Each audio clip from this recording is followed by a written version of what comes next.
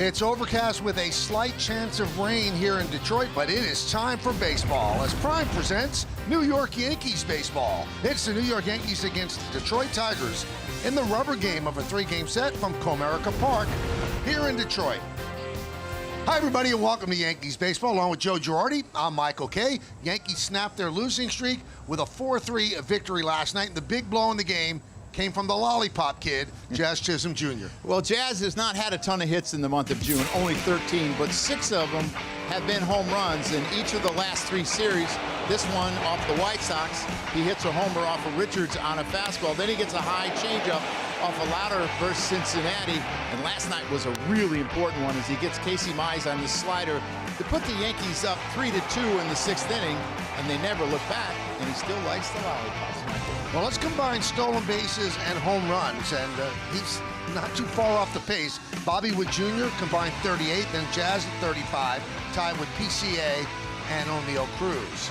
So for the rubber game, it's a battle of left-handers. Let's take a look at the pitching matchup in this one. For the Yankees, Ryan Weathers will get the start. And for the Tigers, 2-time Cy Young Award winner Tarik Skubal. This will be his 3rd start coming off the IL. 3 of his 5 home runs in the last 2 games, but he's still got plenty to get you out. You see the fastball, the 4-seamer that's up in the zone. You see the sinker up in the zone. He will touch 99 miles an hour. Has always had that great changeup, and he can throw it for a strike, and he can expand with it.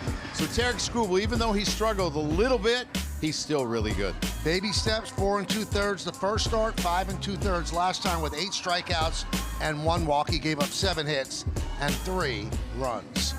Where is Waldo? We've been asking the question. We now know he's here in Detroit. Oswaldo Cabrera is back. Meredith Marakovitz talks with him next on Prime.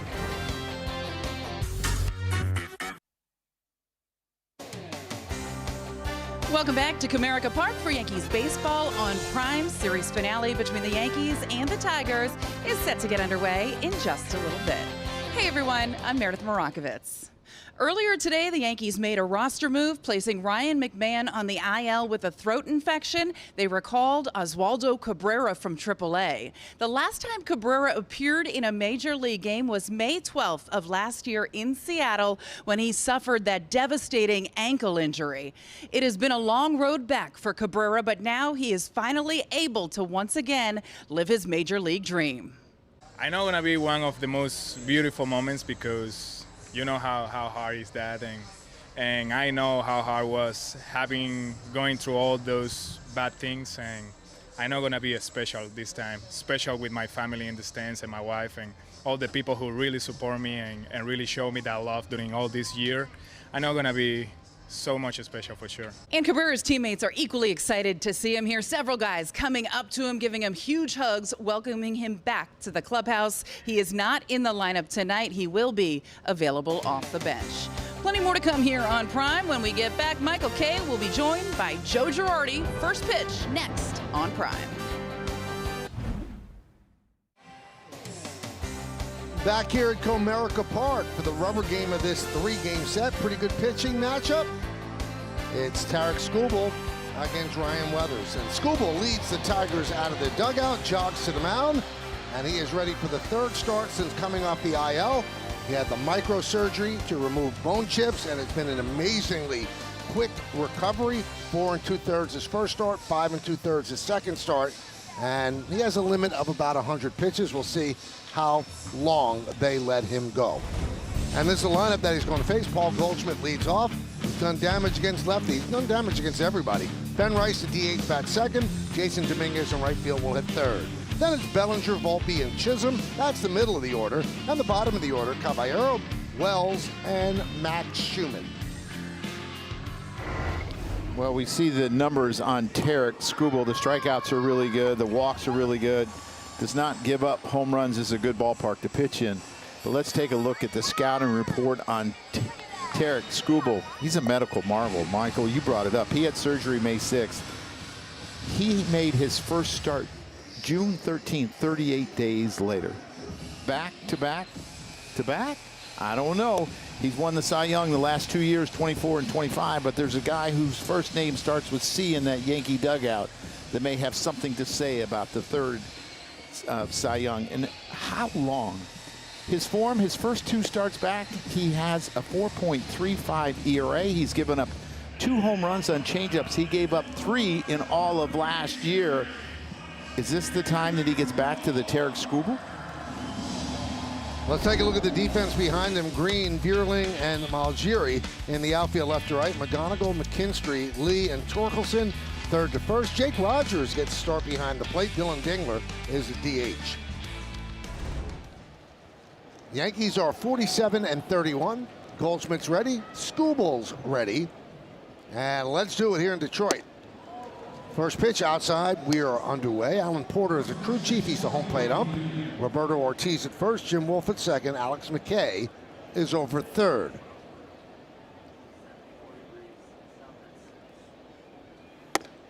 A lot of times when you face a guy like this, you know it's going to be tough to score runs. So you can't miss his mistakes.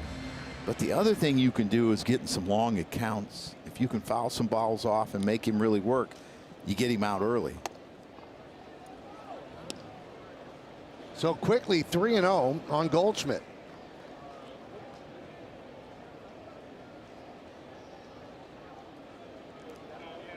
And the lefty deals. There's a strike. You know, the better the Tigers play, the less likely that they trade Tarek Skubal. That one is driven deep to left field. Going back is Green. He's on the track at the wall. See ya! A home run for Goldschmidt. He leads it off with a bomb, and it's 1-0 Yanks. He has simply been amazing this year. You look at what he's done off of lefties. That's his 7th home run, 13 total. Only hit 11 last year. He is now 6 for 11 off of Tarek Skubal with 3 home runs. Who does that to Tarek Skubal? He has found the fountain of youth at the age of 38. What a season he's having. There's Ben Rice. He grounds to second base. Lee to Torkelson, 1 down. Another look at the home run. He got himself in a really good count, a 3-1 count, and he gets a fastball middle in up. And a lot of times that fastball up, hitters will swing underneath it. Goldie's got a really flat swing that allows him to keep a lot of balls in play, and that's exactly what he did there. Actually, he hit that one out of play. Jason Dominguez swings through a change. Now, there's an interesting stat I want to follow tonight on Tarek Skubal. Lefties, he has given up more first pitch hits to lefties than anyone in baseball. And why do you think that is? I think they're attacking his fastball early because you don't want to get to his other stuff. It's 7. It's not like it's a ton, but that's lefties have to get him early, and we saw Ben Rice swing early.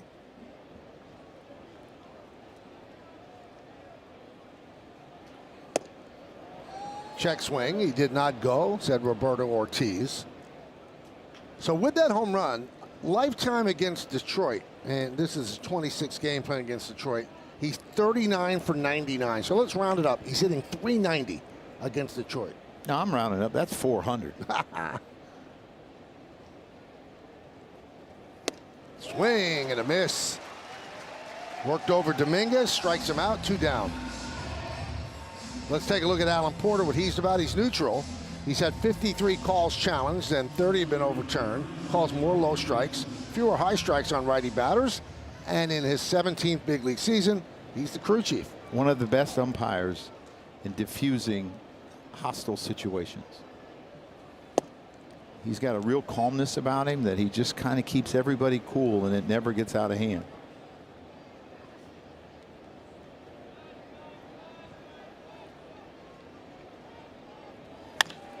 Ground ball, first base, backhanded by Torkelson, and he flips to Skubal, and that'll do it. But Paul Goldschmidt made himself known. Strides to the plate to start off the game and channels some Ricky Henderson. A leadoff home run. And when it lands, the Yankees have won. The Tigers coming to bat.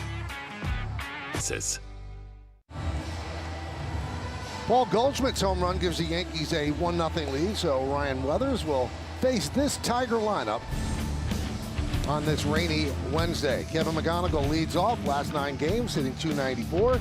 Dylan Dingler's been on fire. The DH at second, Matt Vierling in center. This is their right-handed hitting line. Then it's Green, Torkelson, and Lee. That's the middle. And then Malgeri in his second big league game, McKinstry and Rogers. Yeah, you see the numbers, you see the innings. He's been really durable, takes the ball every fifth day. He gives them some distance, kept his walk rate down. But here's the scouting report on Ryan Weathers. Here's the good, Michael. He's 6th in the AL in K rate at 27.2. Cam Schlittler is number 1. Here's the bad, his home run rate. It's up. It's at 1.7 per 9, the 3rd highest in baseball. And the ugly, the poor guy gets no run support, and that's why his record is 2.5, 2-5. He gets only 3.12 runs per 9 innings, where the rest of the Yankees get 5.81. Well, Goldschmidt said, I'll take care of that. Well, he's got 1. Yeah. Go get him. The 1-0 to McGonigal. Foul back. Take a look at the defense behind Weathers. You've got Bellinger, Schumann, and Dominguez left to right. In the outfield, Caballero, Volpe, Chisholm, and Goldschmidt. Wells behind the plate. Ben Rice, the DH. Swing and a miss. 1-2. And when you look at that run support, that's the 3rd lowest in baseball, 3.12. Tigers 34 and 45. Their 4-game winning streak was snapped last night. They're in the middle of a long homestand, 10-game homestand.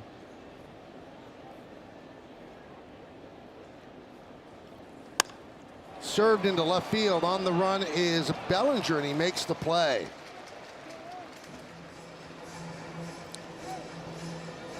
There's 2 things when you look at that play that stand out to me. Is McGonigal can hit, and lefties it doesn't matter. And Bellinger can play some defense. He got a great jump. I mean, he made that catch easy, and that's not so easy. He just glides to the ball.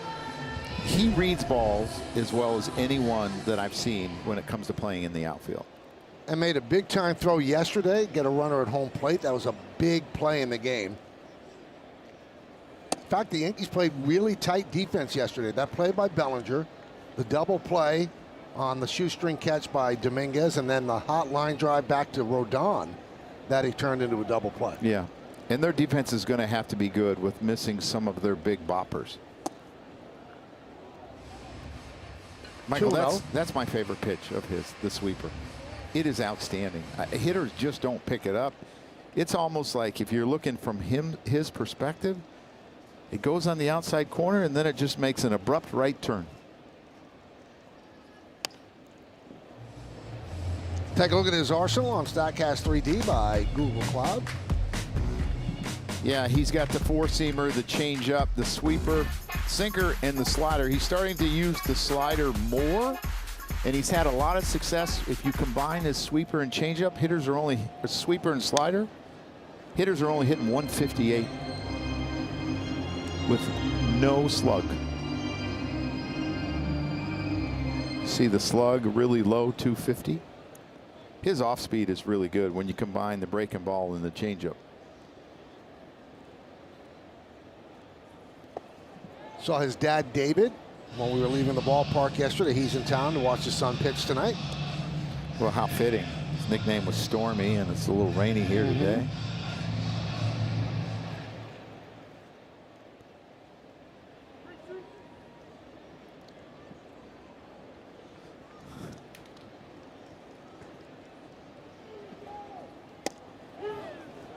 Strike 3.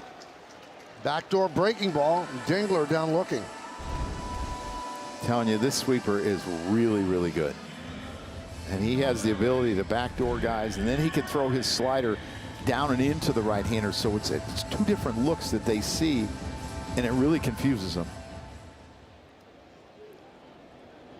Here's Matt Vierling. 2 outs. Nobody on in the bottom of the 1st. Yankees lead 1-0 on the Goldschmidt home run. Served into right field. Dominguez backs up, reaches up, makes the play, and that'll do it as Weathers works a 1-2-3 inning. We go to the 2nd. Yankees 1, Tigers 0. It's on Prime. Well, tomorrow it's the WNBA on Prime. Join us as the Los Angeles Sparks take on the Toronto Tempo. Don't miss the WNBA on Prime tomorrow at 6:30 Eastern. Anthony Volpe leads off the second inning, and he'll take a strike.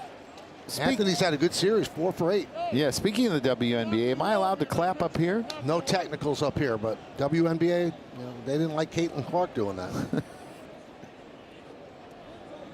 And they had a chance to rescind it, and they doubled down. They said, nope.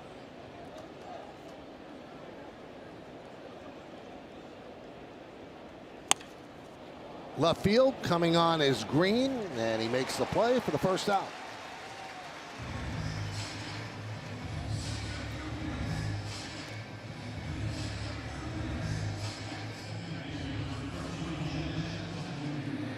And here's Jazz Chisholm Jr. So Jazz having the lollipop in his mouth in the 5th inning of game 1, it was treated as if he committed a crime. Now, it was addressed with Boone. But then after he hit the home run, his teammates told him to hold up the canister of blow pops. And then when he walked in to the clubhouse, his teammates were playing Lollipop by Lil Wayne. So I guess it's not all that serious. It's just Jazz being Jazz. Joe Torre always said, I'll allow you to be you until it becomes detrimental to the team.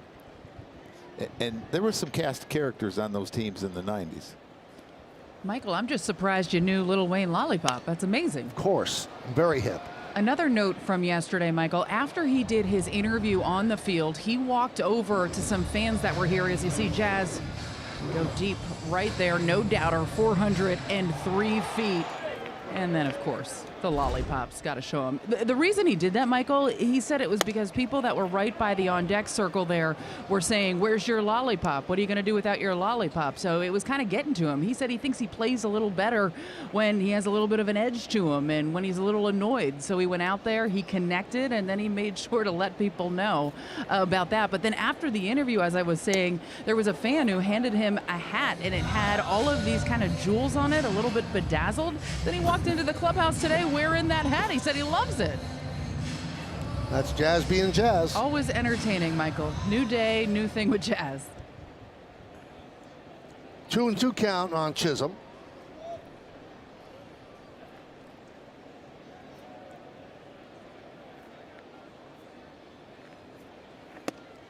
Joe, that was the 4th game-winning home run that he's hit this year in the 6th inning or later.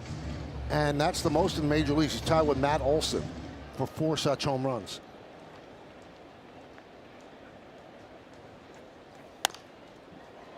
That's a home run in a silo as Rogers camps underneath it, makes the play.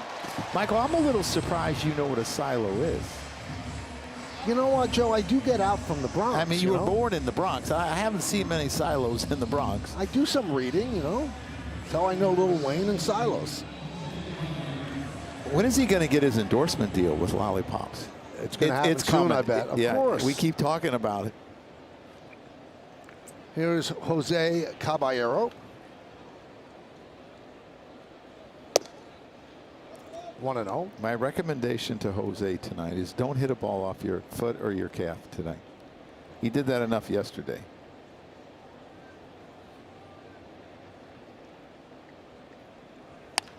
Now, in the initial lineup that was posted when the Yankee clubhouse opened, the number 7 hitter was Oswaldo Cabrera, playing third base.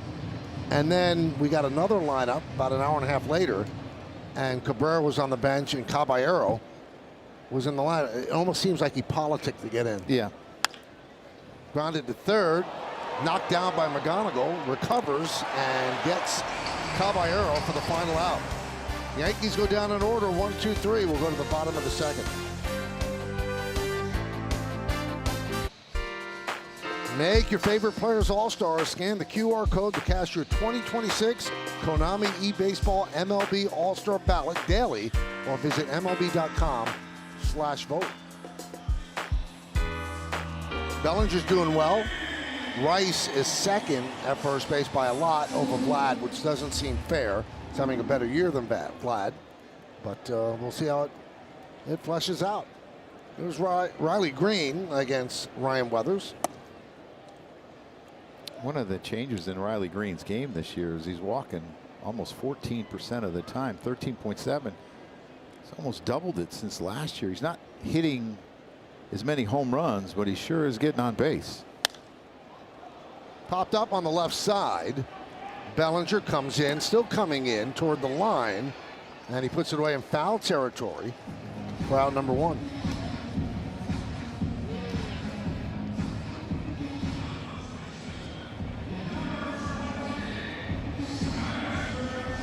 That brings up Spencer Torkelson.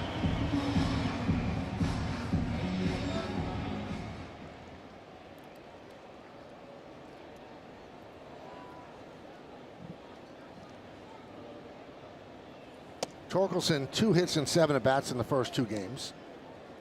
But he was 0 for 4 with 2 strikeouts last night. Strikes out a lot, 32.3%. That's the 3rd highest in the American League. Murakami and Neto both at 32.5. That was crushed to left field. Bellinger can't get there, and it's going to bounce up against the wall. Bellinger flips it in toward third base, and it's a double for Torkelson. Yeah, there's a lot of power. The years that he's played 150 games, he's hit 31 homers in each of those years. Last year, 2 years ago, he was hurt a little bit. But you can see the ball jumps off of his bat, hits us in the corner. It's a good thing that he got on top of it a little bit, or that probably would have been his 13th home run.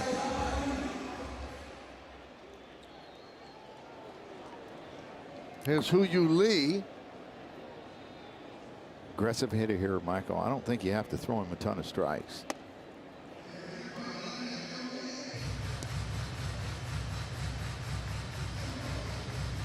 Two for 5 in this series. Nice sac bunt that he almost beat out. He kind of pushed it towards the first baseman. Backdoor breaking ball misses.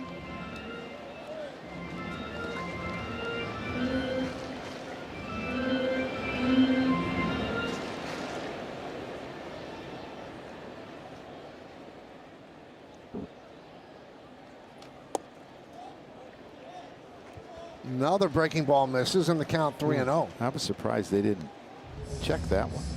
That one looked like it was pretty good to me.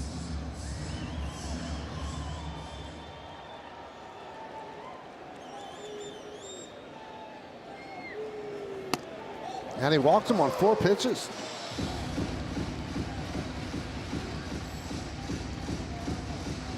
And here's the youngster, Ben Malgieri. First pitch he saw in the big leagues, he lined to right field for a base hit. He had 2 hits yesterday, his first big league game. Another lefty on the mound, so he's in there again. 2 line drives to right field. He moved up 2 spots in the order. You can see this pass ball off of Carlos Rodon, a hard line drive to right field. Ended up going first to third. And another one a little later on. He tore up lefties in the minor leagues. Ooh. 23 for 68, 338, 5 home runs. And that's why he's here, because they're seeing a bunch of lefties. And a .430 on base percentage as well. Overall, 296, 17 doubles and 9 home runs in 65 games with Toledo.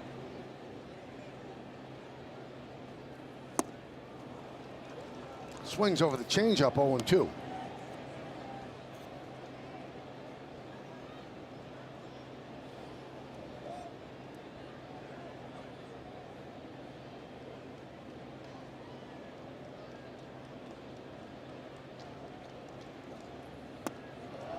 First and second, 1-man out. We're in the bottom of the second inning. Yankees 1-0 over the Tigers. Goldschmidt led off with a home run for the Yanks.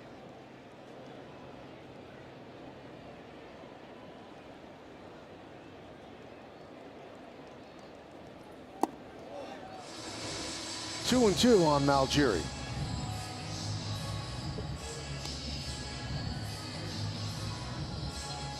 Pretty good pitch recognition on this young hitter who hasn't seen Weathers very much, and swung and missed it. The second pitch was a changeup. He didn't bite after the next 2.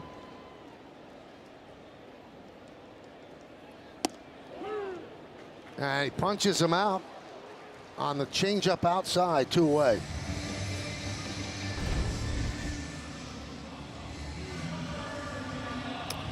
Good job by Austin Wells.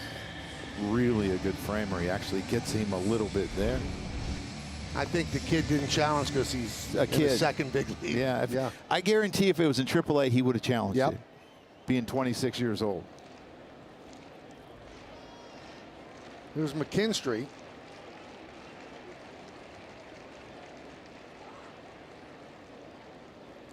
And Volpe trying to sneak in behind Torkelson.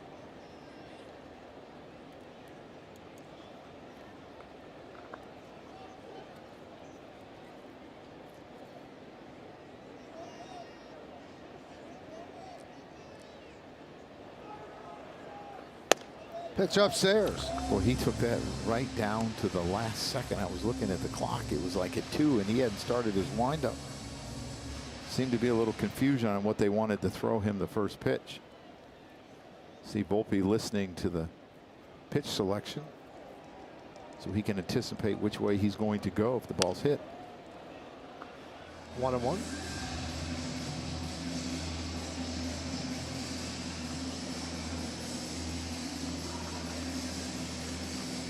I wonder why they don't wear like earphones in the infield as well, you know? They should. Yeah. Well, the shortstop and the second baseman have the pitch comp. Yeah, but it's still hard to hear with all the noise in the stands. Right. I mean, players are always wearing ear pods. Always.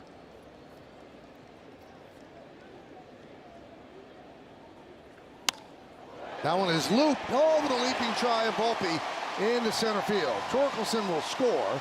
It's an RBI single for McKinstry, and the game is tied at 1.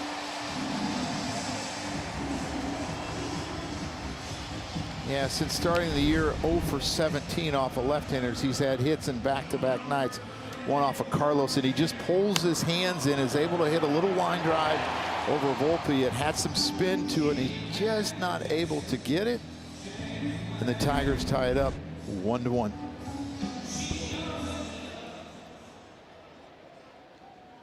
So here's Jake Rogers. Dengler started behind the plate the first 2 games. 1-0. You go back to 2023, this young man hit 21 homers and 331 at-bats. There's some thump in this bat. I know he's hit 9th because he's struggling, but there's some thump.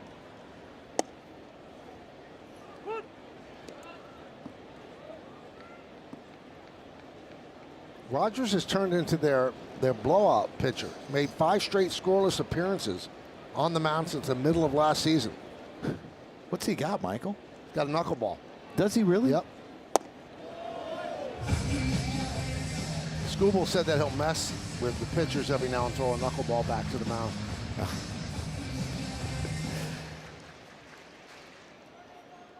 For some reason, I don't think he would do it to Justin Verlander. Probably not.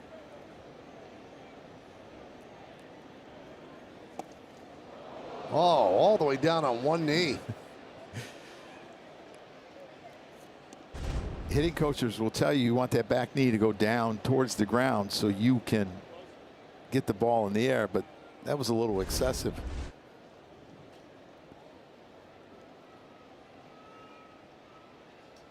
Two balls, 2 strikes, 2 outs, 2 on. We're in the second. 1-1 game. Swing and a miss. Changeup's been a good pitch for Weathers, but the Tigers tie the score. A couple of hits, they leave 2.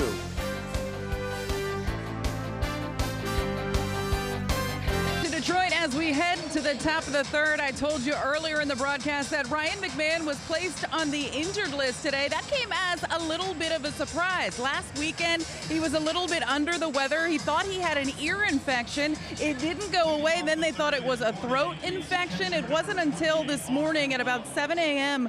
when he went to an ENT here in Detroit that they diagnosed him with a peritonsillar abscess. He had that drained in the doctor's office and said he felt immediate relief.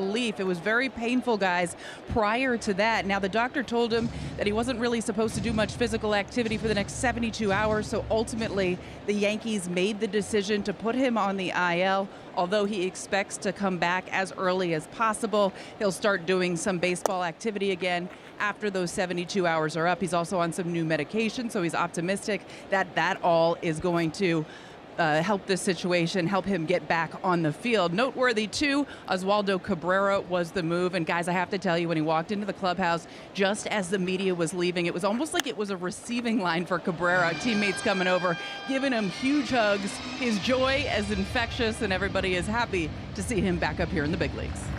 It's a great story. It was a terrible injury on May 12th of last year in Seattle, and here he is back in the big leagues. He's actually had a really good month at AAA.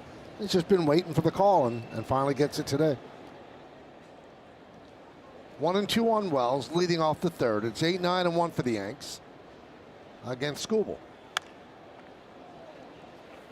Foul ball the other way. Michael, how do you think they drain that abscess? I don't know. I was thinking about it. She's talking about that. I'm thinking that couldn't have been too comfortable. Meredith, what was it? A needle they put into the abscess, I would assume? Michael, I believe they stick a needle in it and they drain it, which I don't think is a cakewalk by any stretch of the imagination. Although he did say he was feeling much better after they did that, and he said he felt that immediate relief. So you hope that he is okay.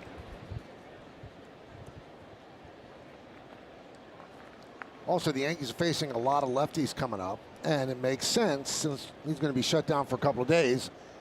Get another body in here. Fouled away. Cabrera was actually tearing up lefties down in the minor leagues, was swinging the bat really, really well against them. So he is an option. I think he's 2 for 2 off of Skubal, too.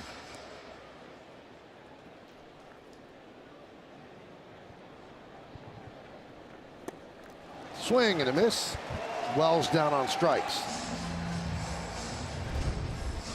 Yeah, he has that good curveball that he doesn't use a lot, but you see the depth to it. And you think about the fastballs he's throwing him, the changeups, and it's not a pitch that you expect, but he gets it, and it's a strike 3. I mean, he's just got so many weapons. He only throws that pitch about 3% of the time. So as a hitter, you're putting that out of your mind. So when he throws it, it surprises you. Here's Max Schumann. Well, the problem with Skubal is he had a loose body in his left elbow. And he went with an experimental surgery. Now Skubal looks like there's something up. And A.J. Hinch is jogging out there. This is the last thing you want to see. Something in his growing, Michael. Something that Casey Mize has been dealing with a lot this year. They've had so many injuries to starters. Verlander's been out most of the year, only one start. Flaherty's out. Mize was out for about 3 weeks. Skubal for 6 weeks.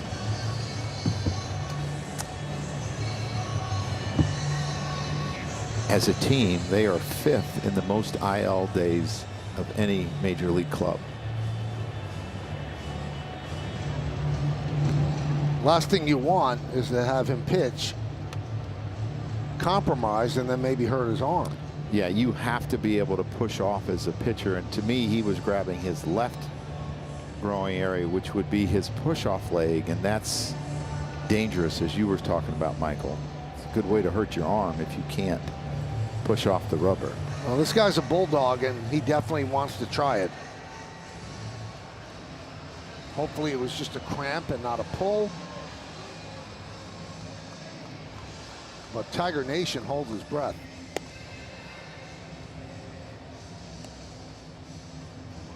They're going to let him stay in.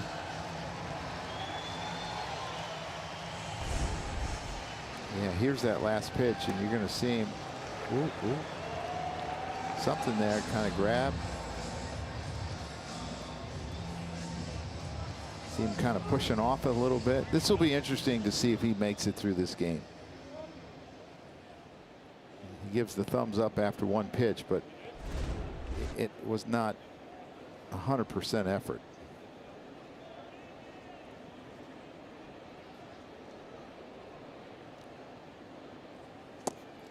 You know, so many things riding on his health, whether they can trade him, whether the Tigers get back into a playoff situation where they wouldn't even think about trading him, although he's going to be a free agent.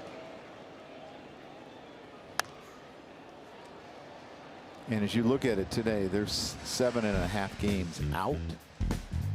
Well, there's the timeline. The experimental nanoscope procedure. May 18th, first bullpen. June 7th, first rehab start. June 13th, first big league start. Club to left field deep, Green back. He's on the track and he makes the play.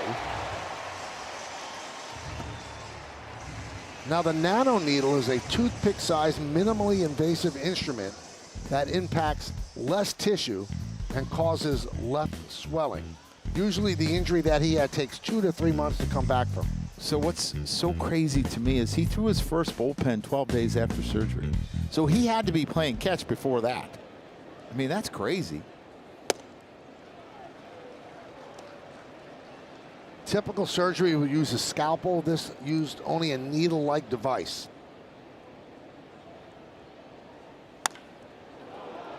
Another long drive to left field. Looking up is Green. See ya! Another home run for Goldschmidt. And the Yankees lead 2-1. Do you think about just walking him the next time, no matter what the situation is? Because he's the only guy really doing much damage and has done much damage off of you. Absolutely incredible. Home run number 14. He's got him on a fastball, and I think that was a breaking ball, Michael.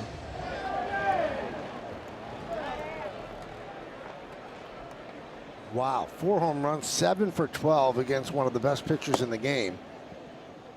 Won the last 2 American League Cy Youngs. Take a look at this. Looks like it's a curveball. The same one he threw to Austin Wells, but a whole different result.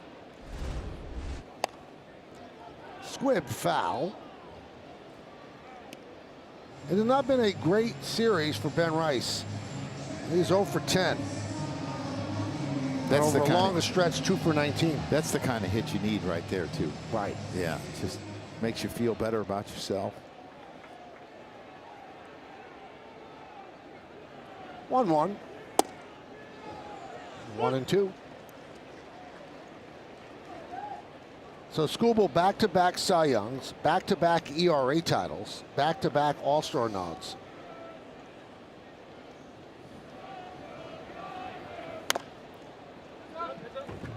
And he broke an arbitration record this year, got $32 million for his walk year. And strangely, the Tigers only filed at $19 million. No one quite understood that. Last year, Aaron Boone picked him to start the All-Star game. Swing and a miss. And Rice's struggles in Detroit continues. But no struggles for Paul Goldschmidt, the 38-year-old.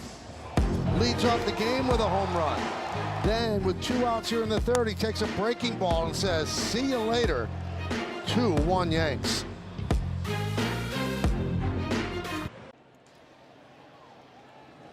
Paul Goldschmidt 2, the Tigers 1 as we start the bottom of the 3rd.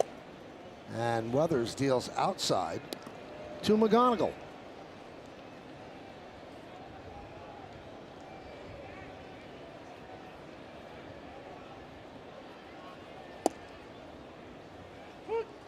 Strike. Can you imagine having 4 home runs off a back-to-back Cy Young guy? Amazing. And it's not like he has 50 at bats. It's only 12.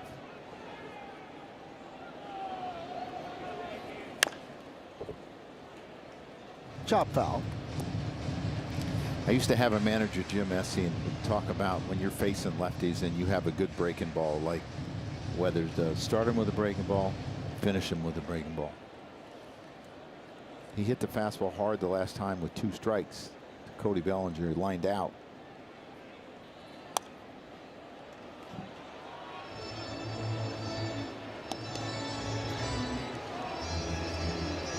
McGonigal 2 for 10 in this series. Top of the order for the Tigers against Ryan Weathers.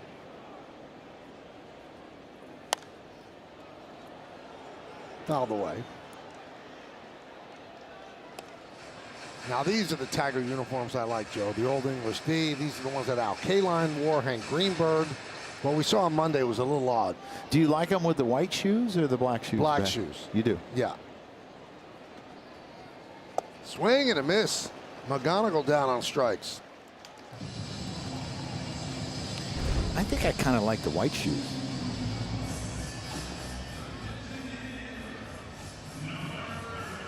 Well, when they wear the black shoes, I could see them playing in Tiger Stadium. I don't know if you ever saw, but do you remember how low the dugouts were in old Tiger Stadium? Well, your good friend. Grounded to short. Your good friend, Paul O'Neill, when he would get frustrated, would sit down on the bench and put his feet in the air and kick the top of the dugout, which was concrete. Right. Sparks would fly everywhere. It was absolutely hilarious. Wow. That's my memory of Tiger Stadium. That's amazing. You couldn't stand up in that dugout. I could, but Paul, I don't think Paul could. You wouldn't have been able to.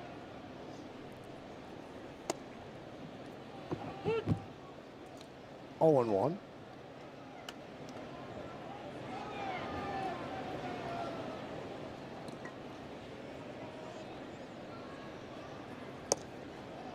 One.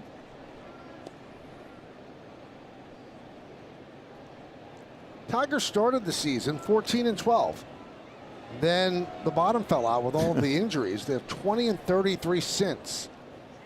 And that includes, Joe, the 12-7 run that they're on now. Yeah, they were 6-22 in the month of May and could not score a run. They were scoring under 3 runs or less. Gleyber Torres was out. Carpenter was out. Baez was out. Dingler was not hitting like he is right now in the month of June.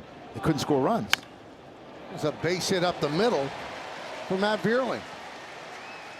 Schumann will get the ball in quickly. So a 2-out single for Vierling, and that'll bring up Green. It's a breaking ball out over the plate. It might have been a changeup that cut. And he left it up, and that's why he was able to hit it. He will chase below the zone, but he left it up. And McGonigal wasn't as good in the month of May. He only hit about .235 in the month of May.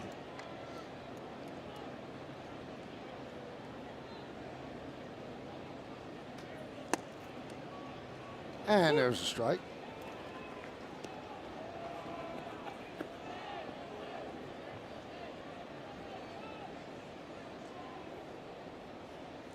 Vierling leads off first.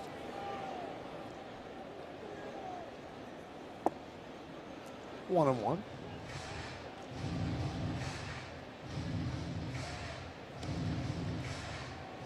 Green 1 for 5 in the series so far.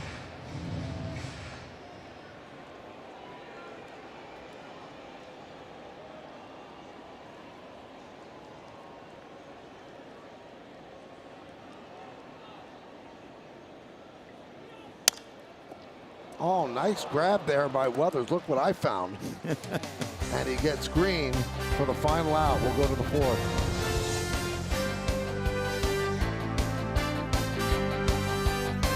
For a little segment that we like to call, how about that? it's on Tarek Skubal. So I'll read what you see on the screen. Growing up, he idolized Barry Zito, and tried to mimic Zito's looping curveball in the backyard.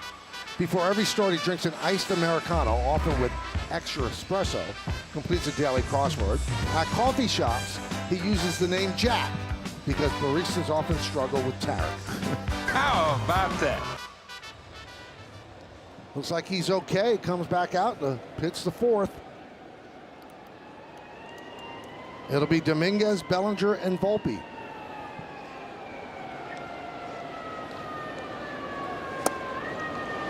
Now he was kind of flummoxed by those changeups in the first at bat and struck out. What was that word you used? Flummoxed. Does that mean you can't stomach it? No. Means you can't figure it out.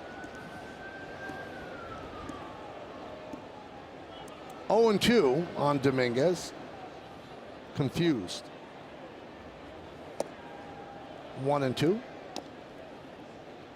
Detroit starters in the last 27 straight starts have allowed 4 runs or fewer. That dates back to May 24th.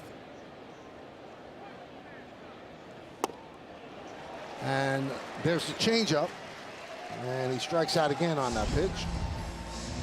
Yeah, you could say there's that pitch when it comes to Tarek Skubal, and you see the great depth on it, the great arm action. It's about 11 or 12 miles an hour off his fastball when his fastball is 98, 99.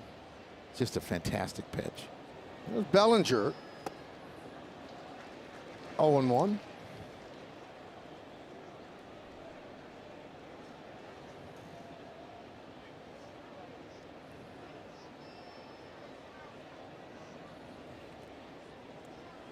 How good is this changeup? Look at those numbers. High strikeout rate, 38.5%. The opponent average, the slug is really, really low.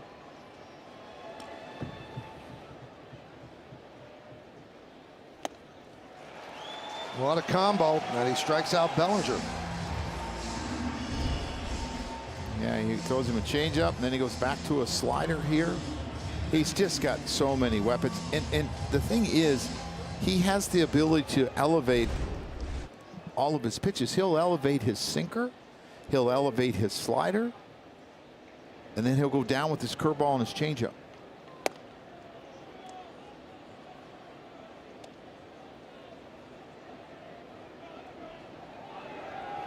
Skubal's 29 years old. 7th big league season. And he's had some problems with his arm before. Had Tommy John surgery in college in 2017. Flexor tendon surgery in 2022. And then the loose bodies. Grounded to short. McKinstry. And Skubal retires the Yankees in order. We'll go to the bottom of the 4th.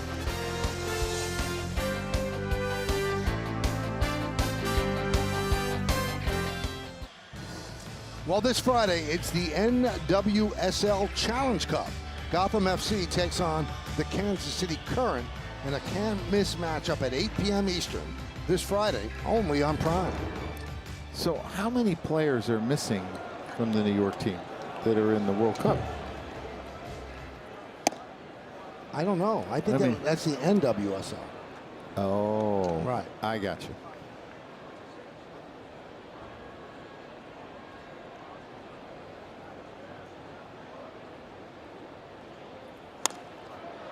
Driven to left field. Will it stay fair? No, it hooks foul.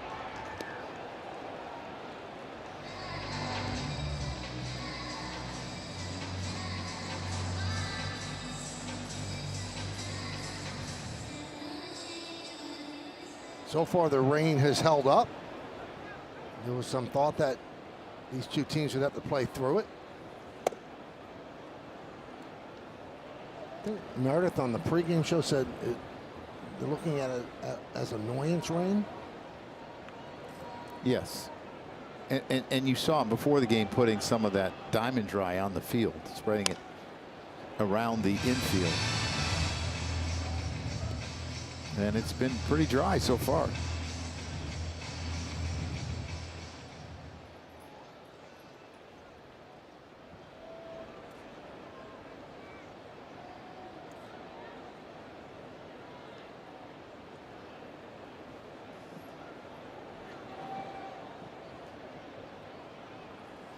That drying agent, Joe, it's like other agents. You know, it soaks up about 10%.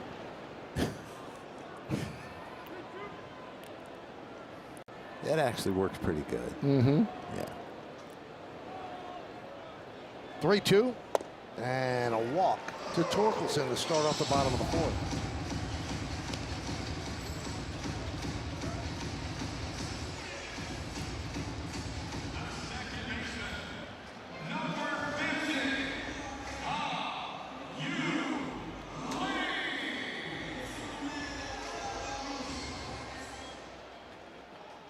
And here is Hao-Yu Lee. He walked in the 2nd. Pitch outside from Weathers.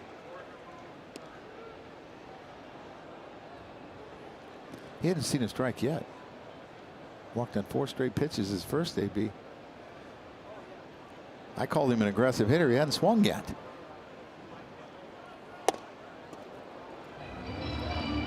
Two and 0.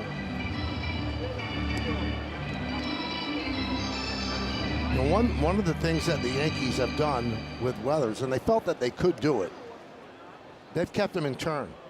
They've kept him, knock on wood, healthy, and he's always been knocked back a little bit by injuries that shorten seasons, and so far it has worked out, and he's been a horse in that rotation. Yeah, some of them been weird injuries, like a ball hit off his middle finger and it irritated the tendon. I mean, just weird injuries. He's got a great arm. I know that. Joe, you mentioned that injury to his finger. I asked him about it this spring training, and he said when he originally did it, he was told that essentially is an injury that only rock climbers get. And he's thinking to himself, how in the world am I the one that gets this playing baseball? Wasn't it a throw from the catcher that did it? He tried to grab it bare hand. Swings on 3-0 and laces it in the right field for base hit. Booted by Dominguez, and that'll allow each runner to move up a base. So it's a single and an E9. Tigers second and third, nobody out. Well, when you run hard, like Torkelson was, you put pressure on the outfielder to try to get to it quickly and make a throw to third, and it just gets on top of Dominguez in right field. He misses it. He gets a short hop and he misses it, and it allows them to pick up a couple extra bases. Well, the Yankees going to play the infield back at short and second. Here's Malgiri.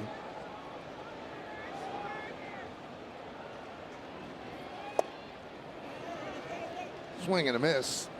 He had trouble with that change in his first at bat when he struck out looking. The pitch was outside. Yeah, and here's the boot by Jason Dominguez. We know he's got a good arm, but you see Torkelson. Torkelson's running hard. And I think if he comes up with that ball, he throws him out at third base if he goes. But he wasn't able to come up with it.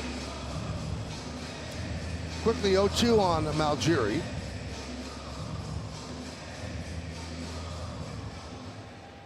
Malgiri gets a ground ball to short or second. It's a tie game.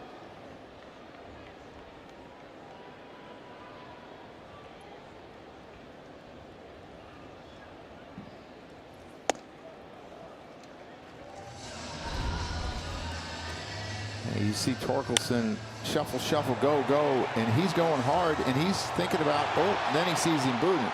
But the thing is, he's running hard to second. He's not assuming that he's not going to third. He kept the pressure on him in as long as he could, and if he would have come up with it, he probably wouldn't have went.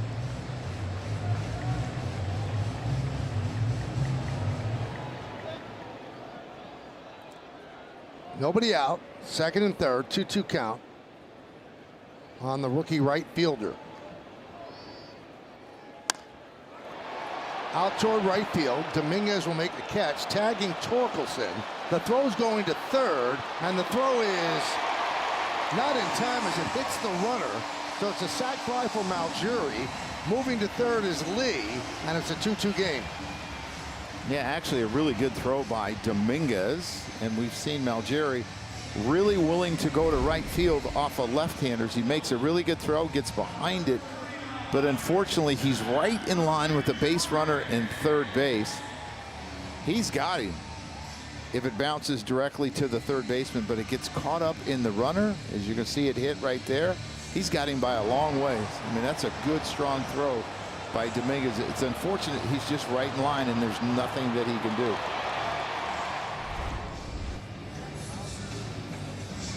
And Matt Blake will go out and try to settle down Weathers. So that's Malgiri's first major league RBI. And the E9 looms large because Torkelson would have stopped at second.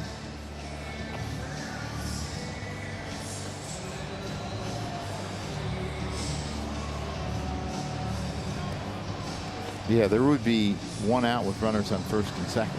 No runs in. He's got to go for the strikeout here. Zach McKinstry beat him on a fastball middle in the last at bat. He's got to get a strikeout. He's got to somehow get ahead of him and put him away with a good breaking ball.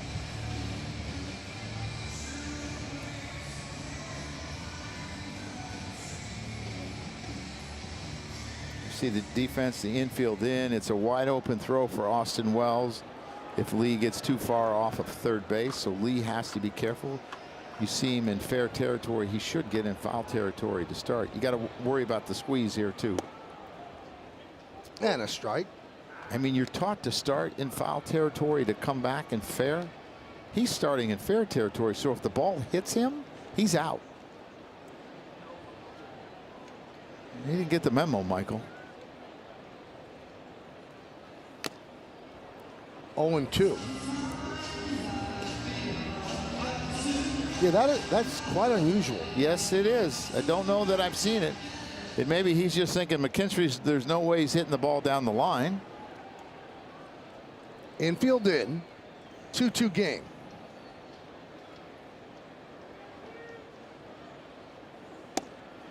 Strike three. Took it right down the middle. McKinstry out number 2. Yeah, that's a big pitch, a big at bat. Now he has to understand the work is not done. He paints him. Michael, it's an outstanding pitch. 96 miles an hour on the bottom corner. Can't make a better pitch than that.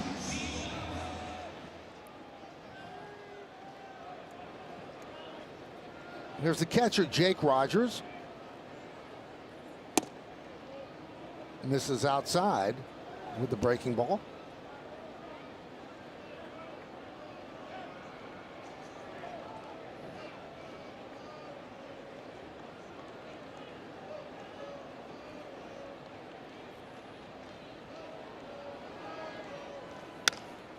High fly ball right field. On the run is Dominguez, and he makes the play on the warning track for the final out. But the Tigers tie the score 1 run, 1 hit, and 1 error.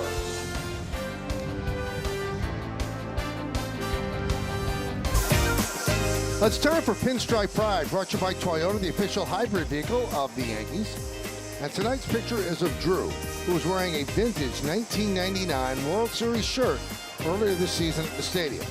Use the hashtag Toyota Pinstripe Pride and post your picture to social media to reflect your love for the Yankees, and we might spotlight you in a future game. We go to the 5th inning, 2-2. Yankees have 2 hits and both home runs off the bat of Paul Goldschmidt. Otherwise, the rest of the line has been shut down.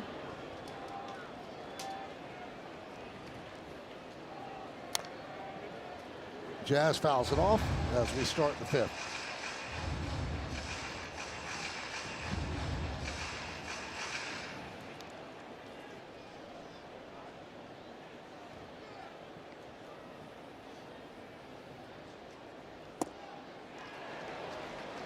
Oh, 0-2.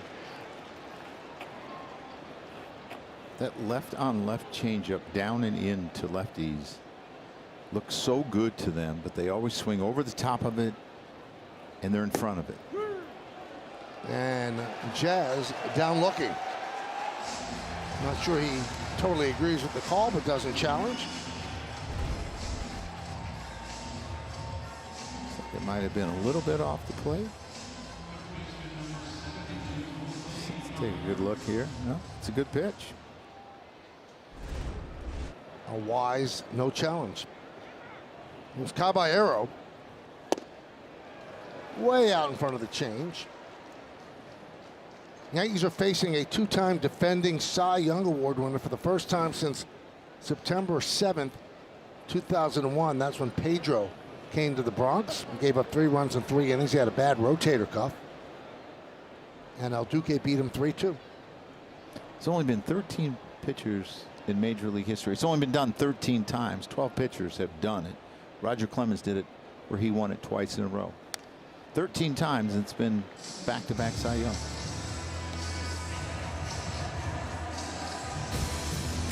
Here's the Tigers all-time Cy Young winners. Danny McClain did it back-to-back.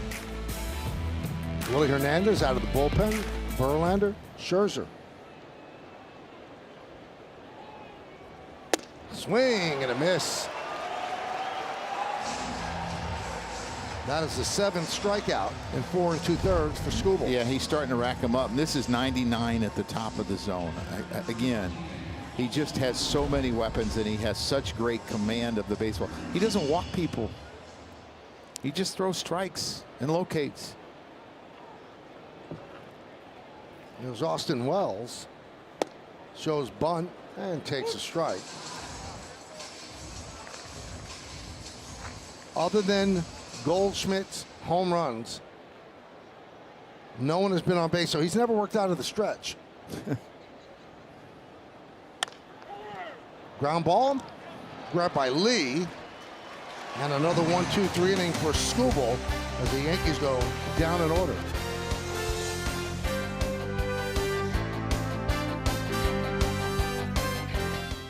Really heartwarming story earlier today here at Comerica Park. After A.J. Hinch did his usual press availability pregame, he announced that the Tigers were signing an additional player. That player was 7-year-old Matthew Evans.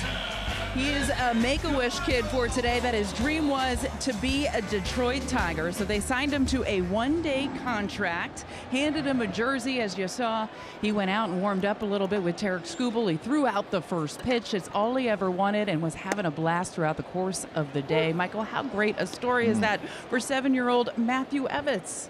It's amazing, and it's amazing the work that Make-A-Wish does all over this country. It's just incredible. The dreams they make come true. Selfless people that work for Make-A-Wish. Top of the order for the Tigers against Weathers. 1-1 count on McGonigal.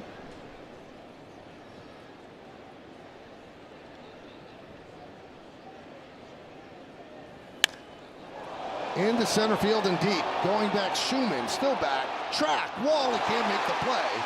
Ball bangs off the wall. He plays it quickly, holding McGonigal to a leadoff double. He hit that 412 feet.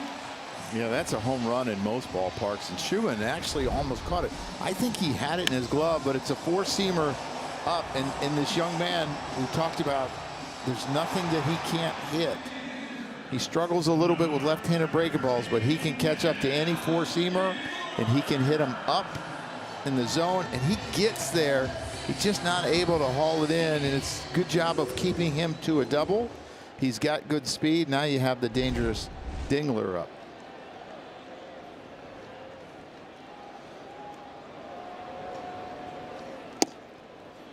And a strike on the breaking ball.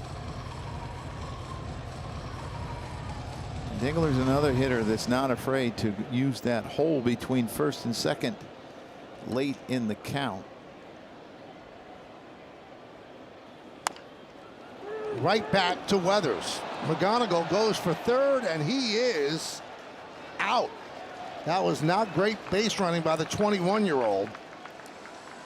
And he gets thrown out by Weathers. And I'm not so sure if he doesn't stay on the bag that he's not safe, because the tag is high. He comes off the bag, and then he calls him out.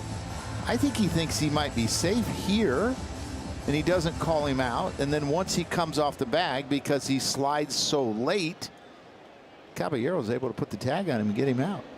Big out for Weathers. Runner out of scoring position. Here's Vierling.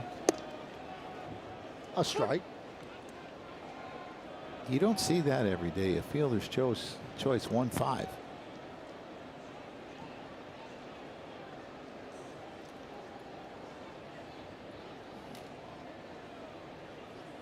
He seems like such a fundamentally sound young player. What do you think he was thinking there going to third? I just think he thought he could beat it. I think he thought it was over his head, Weathers' head, when he hit it. It's a bad read of the baseball, not necessarily his base running, because he's a good base runner. It's just a bad read of the baseball.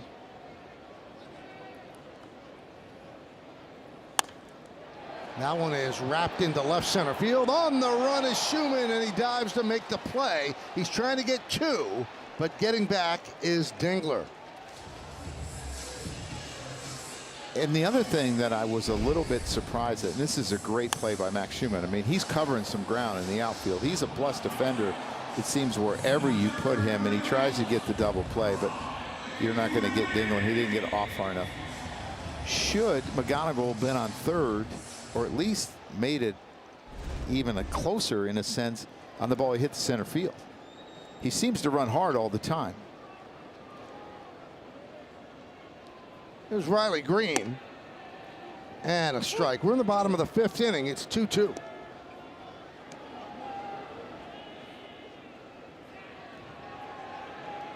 Green's 0 for 2 against Weathers.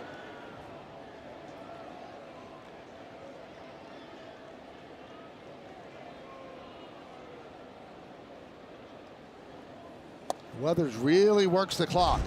Yeah, and here's McGonigal on the box on that double. He hits the center field. I think he thought he got a little. He's not running as hard as he can, and that's something that's unusual for him.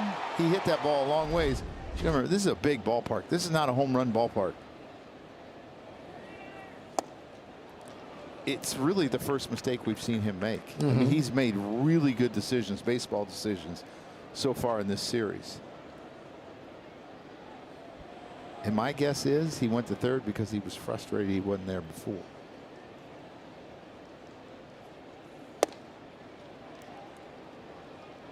Now, is that something that Hinch will address with him, or he'll figure he knows what he did? I'm sure somebody will talk to him about it, whether it's an infield coach, the base running coach, maybe AJ. He knows he screwed up.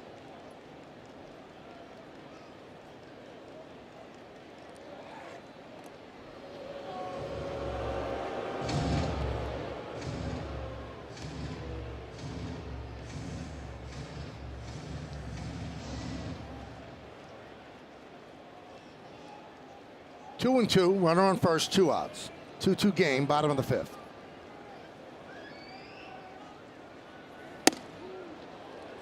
And the count full, so that's going to release Dingler at first base, 3-2, 2 outs. Yeah, you'll see Goldschmidt get behind him because Green is a pull hitter. He's a fly ball hitter. The ground balls he hits are usually pulled. And Dingler can't leave too quick because of the lefty on the mound. Driven into right center field on the run as Schumann dives, and he makes a play. Max Schumann putting on a show and bailing out Weathers.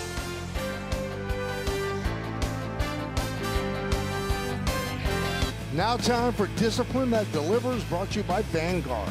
Well, these are 2 fine catches out of Max Schumann. His first start in center field.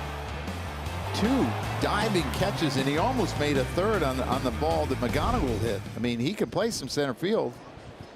If we didn't know it, we know it now. And he leads off. Now, Meredith, you talked to him about playing center, right? Well, it's the first time, Michael, we're seeing him start, as Joe mentioned, as a New York Yankee. But in the minors, he played a ton of center field. It wasn't until he was getting closer to the majors that he started moving around a little bit. When I spoke to him, I asked him about playing out there, and he said, look, I know my role on this team. I never know where they're going to put me, and I've got to be ready in any situation. He said he takes reps just about everywhere, just in case they need him in a particular spot. As far as Comerica Park is concerned, he said, I know one thing, I have a ton of running room out there tonight.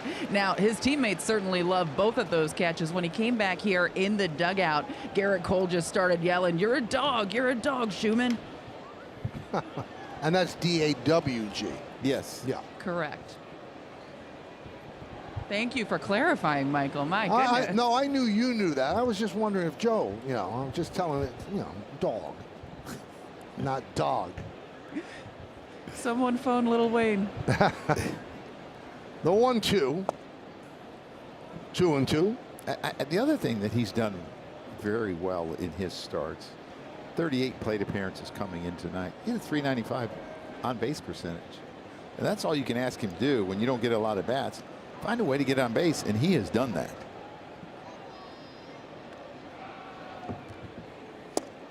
And there's strike 3. I know, Joe, you're a catcher. What do you do with Goldschmidt? But first, let's take a look at the Spectrum exit velocity on the home runs. Or we're not doing that now? Here it is. And these are the 2 home runs by Goldschmidt, 95.2 and 104.9. Do you pitch around him, Joe? I do. Because no one else has shown that they can hit him. Right.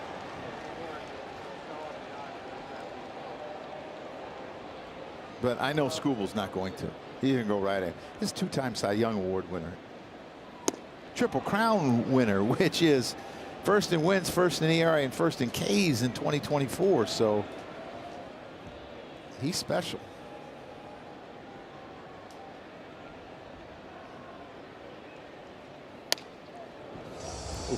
Late on that one, right over the Yankee dugout. He's only at 68 pitches too, Michael. We're in the 6th inning. I mean, he's made a couple mistakes, but this stuff has been excellent.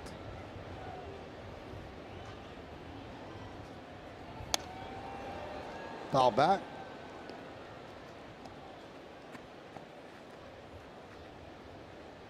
Yeah, he seems like he's going right at him. You got 98 in your back pocket, 99, a good curveball, a great changeup. Why wouldn't you?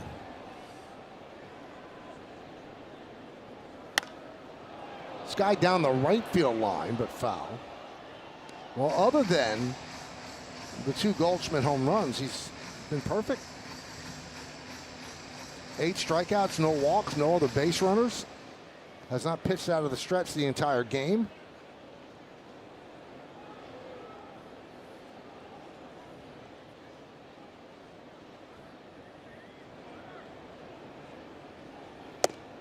Two and two. Well, you've talked about the 8 strikeouts, no walks. His walk rate is one of the lowest in baseballs, 3.8. I mean, Major League average is 8.4. He's got great command with great stuff.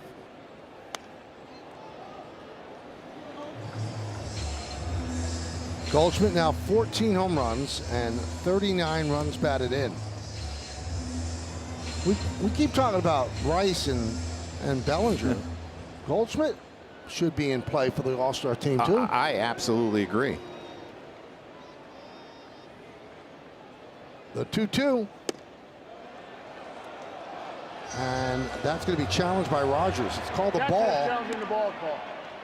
By Alan Porter, but they're going to challenge, see if it's strike 3. No, it's not. And he looked a little hesitant to do it. I mean, this Call's is confirmed. Detroit has 1 remaining. the second 3-ball count that Goldschmidt has got him to, and he hasn't even gotten to 3-ball counts.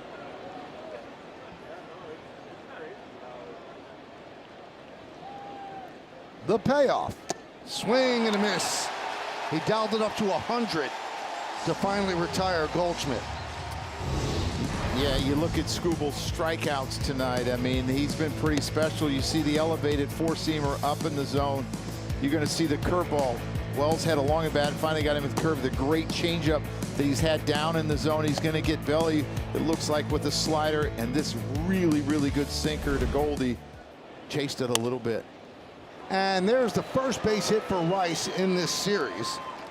He'd been 0 for 11, so he picks up a 2-out single against Scooble.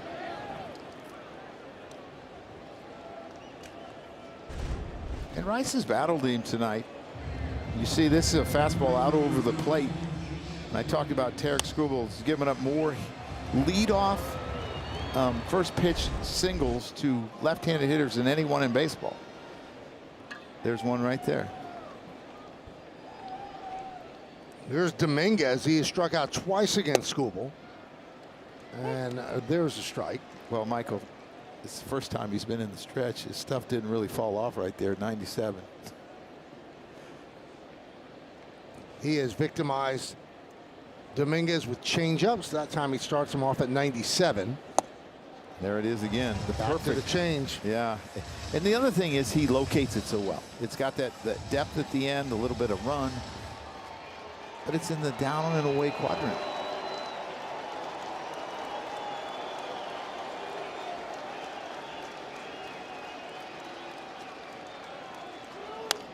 Fouled away. 9 strikeouts and no walks for Scooble.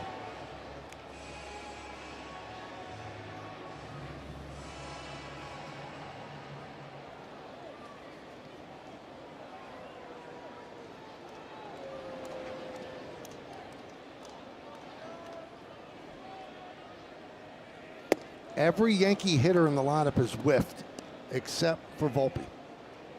So would you say he's an equal opportunity pitcher? Mm-hmm.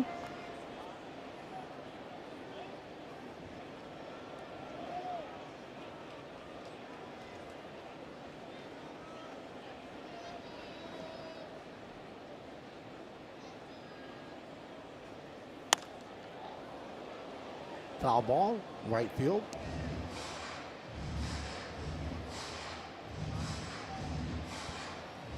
Skubal up to 80 pitches. They will stop him about 100. I want to push him too far.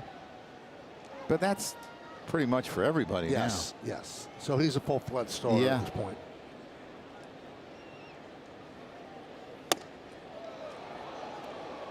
Missed upstairs. now. Well, this is the inning that he has had to work the most. He's thrown 21 pitches in this inning.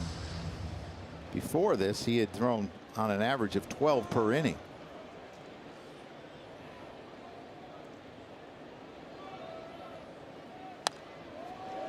Fouled away.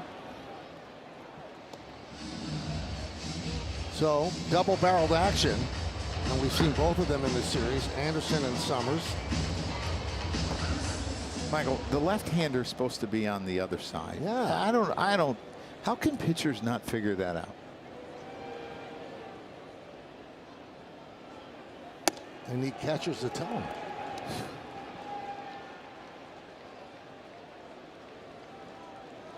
That's going to release Rice at first. 3-2. 2 outs here. Top of the 6th inning. 2-2 game.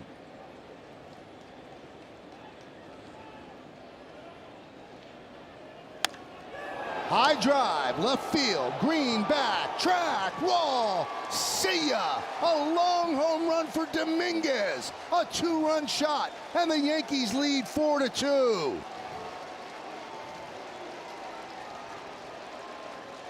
Wow, what a good at bat by Dominguez, laying off some tough fastballs up in the zone. Gets a changeup that's up in the zone off of Tarek Skubal. As I said, he gave up 3 home runs off of changeups last year. He's already given up 3 this year, and this looks like it might be it for him. His stuff was really good tonight, but he's been victimized by the long ball. He made Dominguez look bad in the first 2 at-bats, and then Dominguez put together a quality at-bat, Joe, and just scalded that one. His 3rd home run of the year. He's gotten so much better as a right-handed hitter. Oh, it's incredible. I mean, he was hitting 333 coming into tonight, and he had struggled mightily the last few years. But this is a hanger, and he knows he got it. I mean, he hit this ball a long ways, and this is not a home run park. Tarek Skubal made a mistake, and the Yankees made him pay. And, Michael, you talked to first time he was in the stretch tonight. Here's Bellinger. Broken bat, looper, and it's caught by McGonigal, and that'll do it. But the Yankees take the lead, 2 runs, 2 hits, the big home run by that guy, Dominguez, and we go to the bottom of the 6th, 4-2 Yanks. Yankee fans, fireworks night is back again this season. Kick off your 4th of July weekend at Yankee Stadium on Friday, July 3rd, and stay after the game for post-game fireworks show courtesy of Baby Ruth. Tickets are going fast, so get your tickets today at Yankees.com. Fireworks for the Yankees tonight, 2 home runs by Goldschmidt and then a home run by Jason Dominguez, just his 2nd career home run against a left-handed pitcher. So the Yankees have given Weathers the lead, and he'll deal with Torkelson. Yeah, here's the swing by Dominguez. He stays back on this changeup, and that's the old helicopter, the Freddie McGriff swing right there, Michael. Knows he has it, can jog around the bases.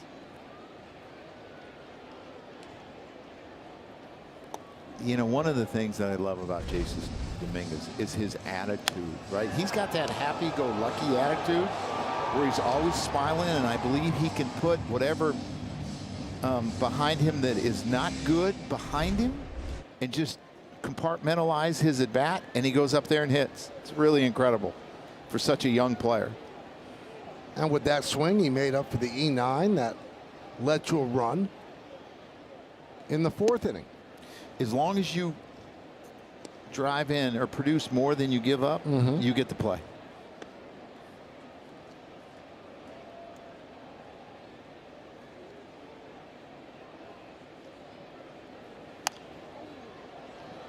Fouled away, and that'll make the seats.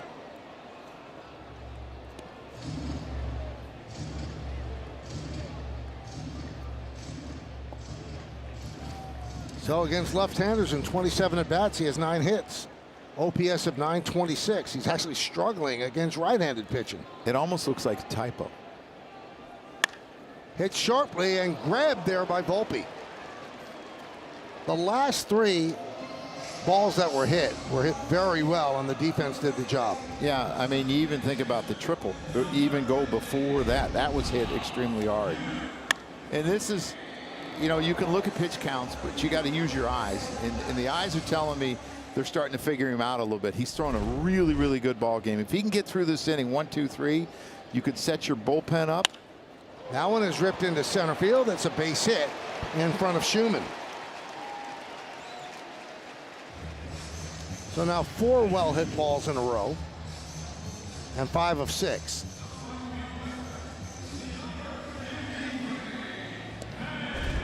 I think in facing Malgeri here, you look at this, this is a pretty good breaking ball he hits. I mean, Lee has really been much better since he's come up the last 10 days. He was up for about 30 games. Gleyber Torres came back. He got hurt again. He came back up. He's hitting over 350 since he's come back. Malgeri fouls it back.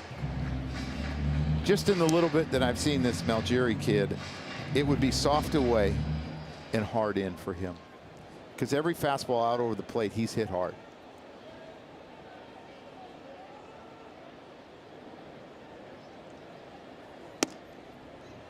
One and one.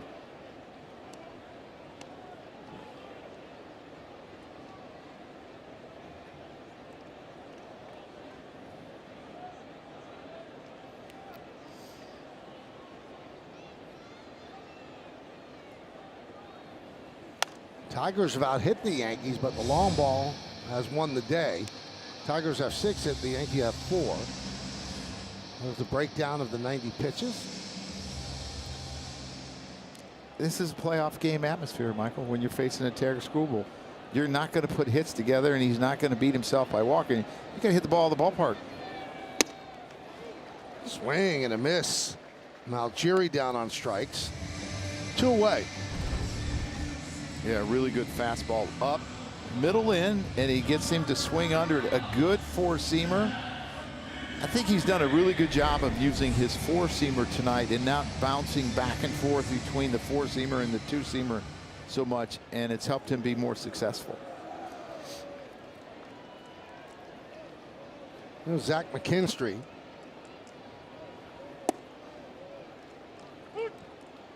Oh and 1.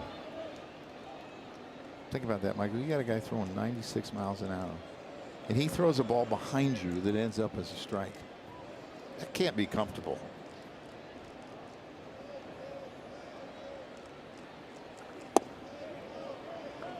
Didn't get the strike call on that one. 1 and 1. Yankees trying to get 6 innings out of Weathers. Their bullpen did a great job in yesterday's game. Cruz, Hedrick, and Bednar. Bednar with a 4-out save.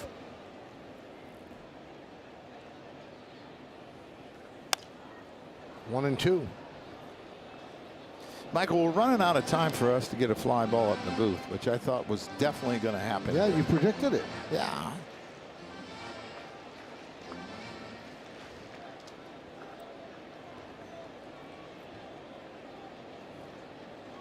McKinstry, an RBI single in the 2nd. Struck out looking in the 4th. It's almost like he's emptying the tank here. As he's at 95 pitches, you're seeing some really crisp fastballs. 96 there. Earlier in the year, we saw some 98s and some 99s.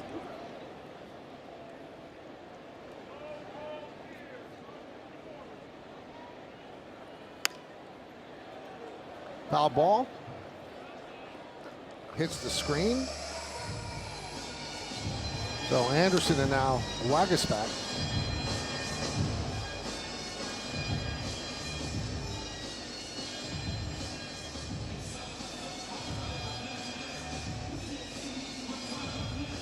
Two possible free agents talking it over there. Skubal and Mize.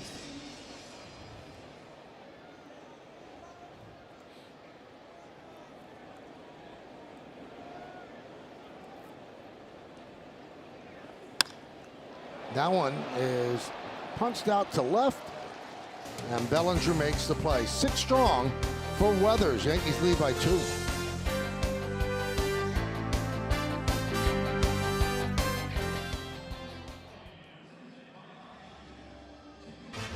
It is time now to play Name That Yankee. It's a tough one. 246 hitter, 950 hits, 431 RBIs. Started with the Tigers. Was there for a while. Cup of coffee with the Yankees in '89, and then finished with the Indians in 1990. Well, at least I don't have to listen to Troy make fun of me like, you don't know this yet? Right. I got no idea. Well, that'll do it for Skubal as Jacob Waguespack comes on. Michael, he's only got 3 pitches. Can you believe that? Fastball, cutter, really a slider with the depth it has, and a changeup. All right, so Joe. Oh boy. He looked terrific, Skubal did. But he, since coming back from that surgery, has been victimized with the home run. So what do you think's going on? Just mistakes. Just a changeup. He didn't get where he wants. He's so good at getting it down and away. He left it up. I mean, he's given up 4 home runs in 3 games since he's come back. No, 5. And that's not him. No, 3 of them been on changeups, 2 on the heaters, 1 on a hook. I just don't think he's in mid-season form. And a lot of times in April, when you're just starting out, you get away with more pitches because if the weather's bad and hitters aren't as caught up. Well, hitters are in mid-season form. Left field, Green will put it away to retire Volpe.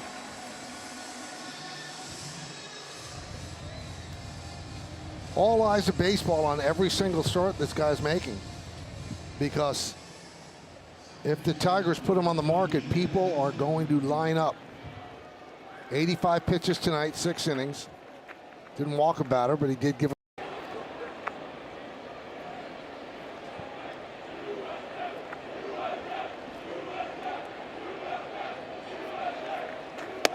First pitch climbs for ball 1. These are important at bats. When you got guys with power, Jazz Chisholm, try to get ahead in the count. Anytime you fall behind, you're forced to throw strikes. Leave more balls over the middle of the plate. Second base. That's lead. 2 gone. As you said, quickly into the dugout would be very nice here. Tigers will have 9-1 and 2 coming up in the 7th. Rogers, McGonigal, Dingler.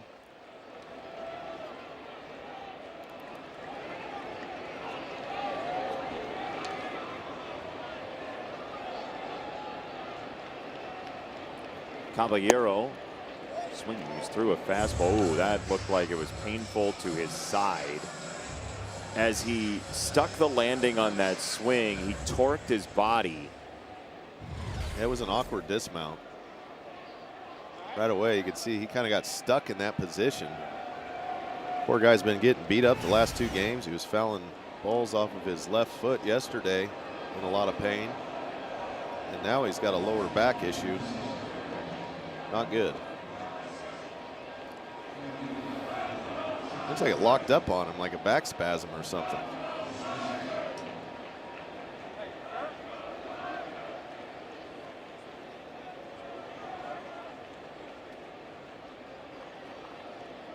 Think he'll try and swing it here.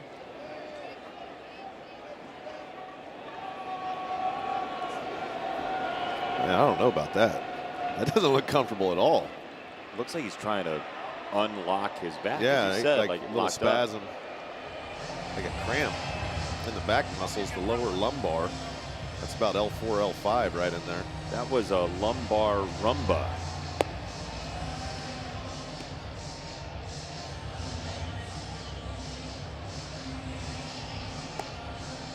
Talking to Alan Porter now. Alan Porter, who typically is the 2nd best arm on any baseball diamond. It's the pitcher, and then it's Alan Porter, who will fire it back in there with the best of them.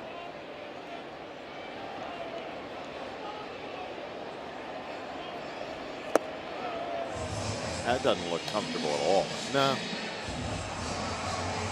Smart pitch. Going down with the changeup. 0-2. Fouled away by Caballero.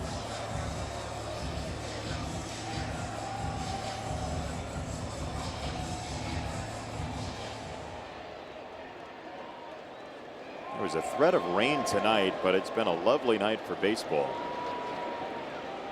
0-2 coming. Swing and a miss on a fastball, strike 3. And a 1-2-3 inning for Jacob Waguespack to give it right back to the boys of the bat rack. Tiger lost 7th inning stretch right now. 7th inning recap brought to you by Car Shield. Well, the Tigers about hit the Yankees, but the Yankees are leading 4-2 because they've had 2 home runs by Goldschmidt and a big one by Dominguez to break a 2-2 tie. Both pitchers went 6, the starters, and Zach McKinstry with an RBI single. Well, that's going to do it for Weathers. It's time for a call to the bullpen, brought to you by Taco Bell, and that man makes that call. He's got a smile on his face about it as he brings on Camilo Doval. Yeah, you see the strikeouts are good. It's the opponent's average that have hurt him, and his ERA is a little bit higher than he's used to having. This guy's so important to this bullpen too, with the velocity that he has. Times his slider is excellent.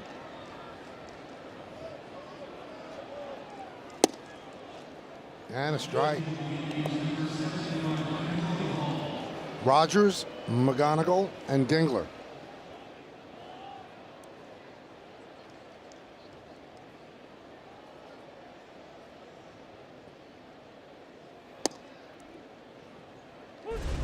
Two 100-mile-an-hour cutters. It was the bullpen budget.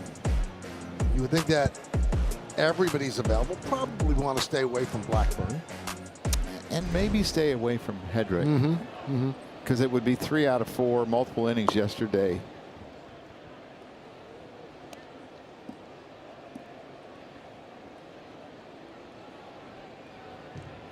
Yankees have Tim Hill ready.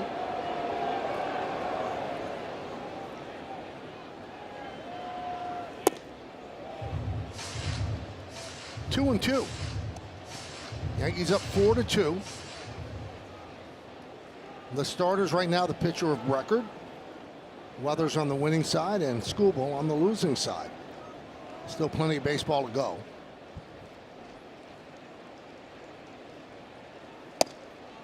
So from 0-2, he goes full.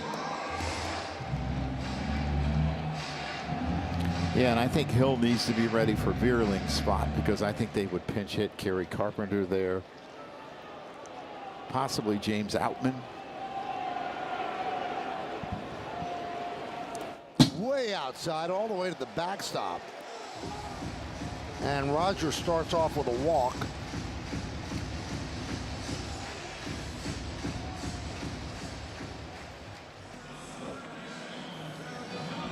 Yeah, from 0-2 to 4 straight balls where he had him where he wanted him and just had to make the same pitch he made in the first 2 pitches, but wasn't able to do it.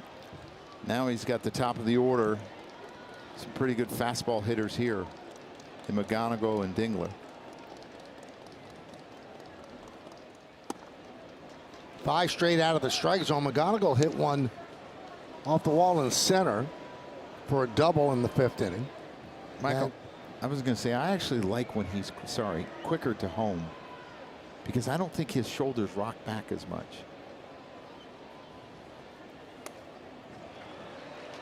So, 6 in a row.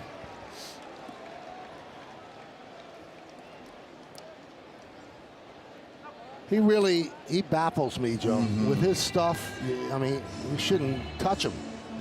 And it just doesn't always work out that way. Sometimes when he comes in, he is untouchable. He's got a plus slider at times. Popped up. On the run is Caballero. Foul territory, gets there, 1 out.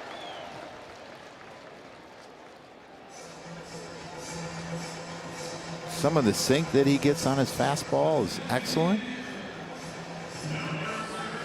I mean, the guy was an all-star closer with the Giants. Yes. Now Cruz joins Hill.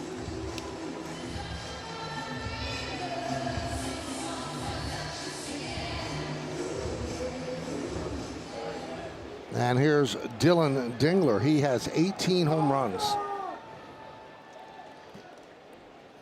And he can hit velocity. Nub, first base side, foul.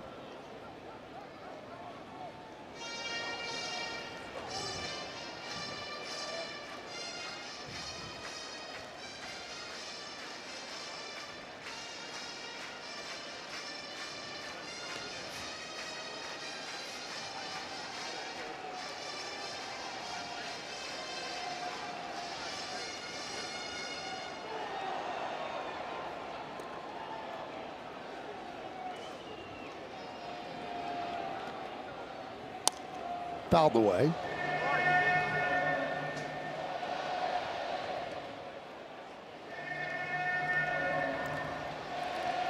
Pretty good strike breaking ball hitter, but he will chase down and away if you can get it there.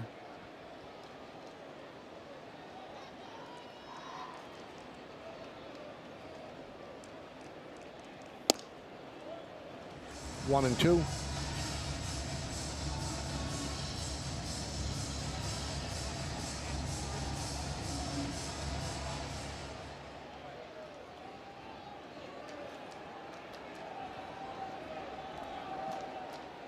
We're on first.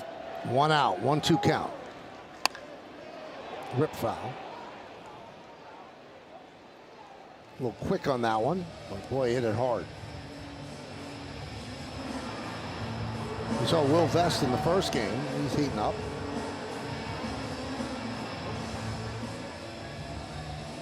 Actually closed out the first game. A Tiger win. Yankees came back and won last night, trying to take the series. 4-out save as well. We were a little surprised he went back out. High fly ball down the right field line. Giving chase is Dominguez, and he'll run out of room in some seats.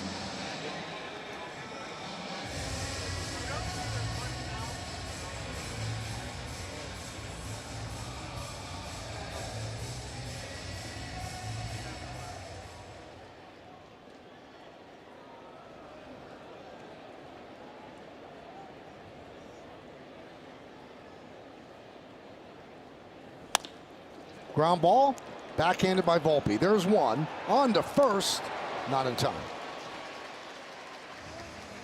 2 away. Pretty good play by the middle infield to make it that close. He's an average runner, maybe a little bit above average, and just a really good exchange on Volpe's part and Jazz's part to almost get him.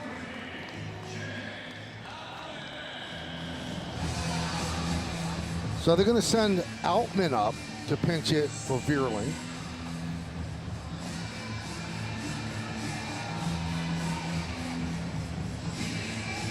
And if you're Boone, oh, there's the answer. He is going to bring in Hill. Outman has had a rough season, but he'd rather Hill face him. Now they have a righty on the bench. They can counter now with Jones if they'd like, with Hill coming in. So that's going to be it for Doval. 1 on, 2 outs. Looks like he signaled for Cruz, not for Hill, so that answers that.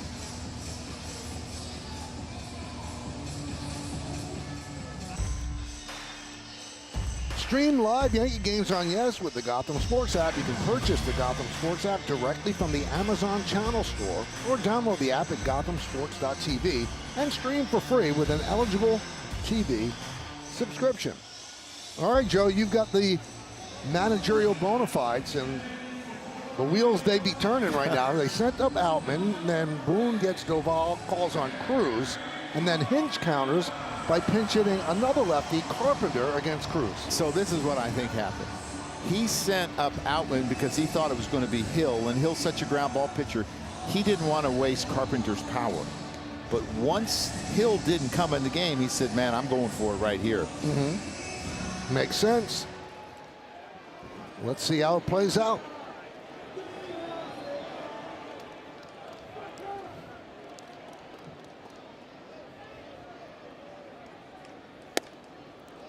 Now, along those lines, are you surprised he didn't bring up Hill to face out? A little bit, because there was 2 lefties in a row. But he may have wanted to save him, thinking that it would be Carpenter later on. I really don't know.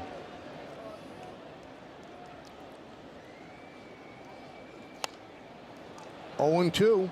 So that's key with Cruz. He jumps ahead. Now he could play with his money pitch. And maybe Hedrick is available to pitch the 8th. That could be the other possibility, what this might be telling us.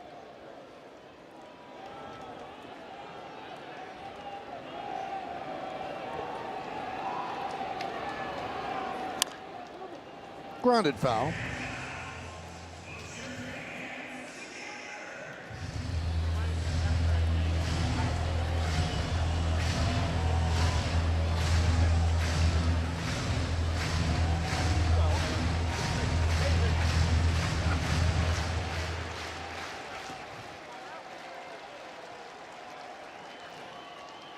Dingler leads off first. 2 men out.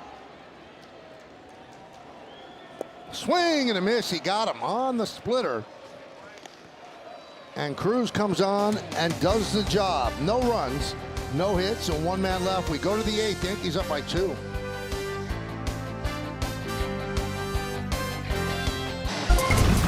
Well, here's a look at the Yankees' upcoming schedule, brought to you by Booking.com. Yankees will travel to Boston after this one. They start a 4-game set against the struggling Red Sox. Just lost a series to the Rockies, and that'll be tomorrow starting on Yes at 7:10. Then the Yankees head back home. 3 against these very same Tigers at the stadium. Thursday's an off day, and then 3 against the Twins in the Bronx. Now we go to the 8th inning. Wagas pack is still out there. It'll be Wells, Schumann, and Goldschmidt. 0-1. Tigers in an interesting portion of their season where before they played the Yankees, they played Houston. Then the Yankees. Now they play Houston again at home, and then they play the Yankees. From a preparation standpoint, that's great for coaches. They'll play Houston 4 games. Algieri moves from right to center, and Carpenter is going to play right.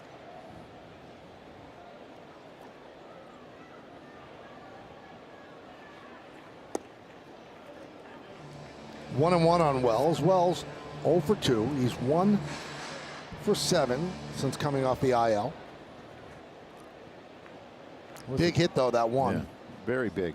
RBI double yesterday. Left side, McGonigal in foul territory puts it away.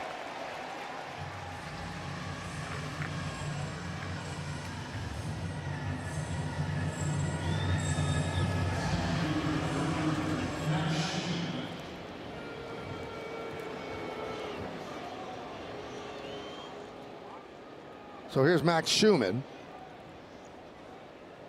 Fly ball to left and a strikeout looking.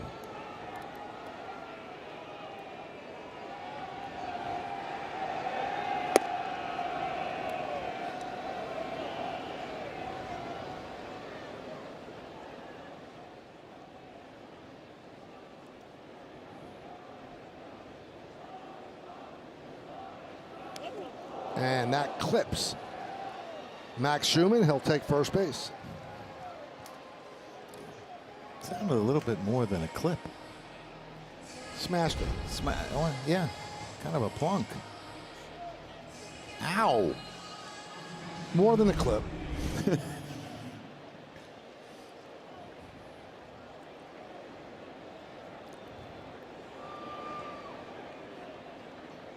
And now they're going to pinch run for Schumann. They'll send Spencer Jones out, and he'll take over in center field.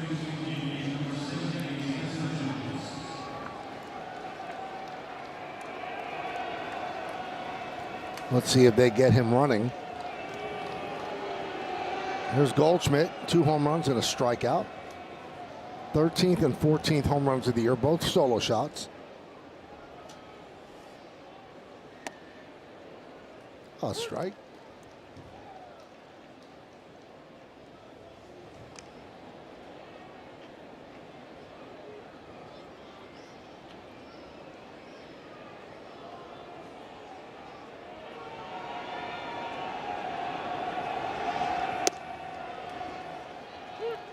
0-2 on Paul Goldschmidt.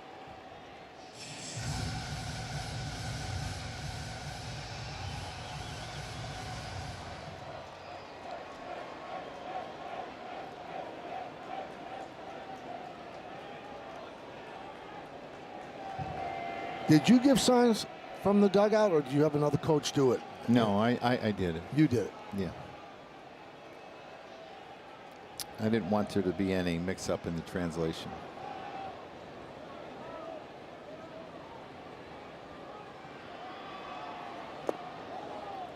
One and two.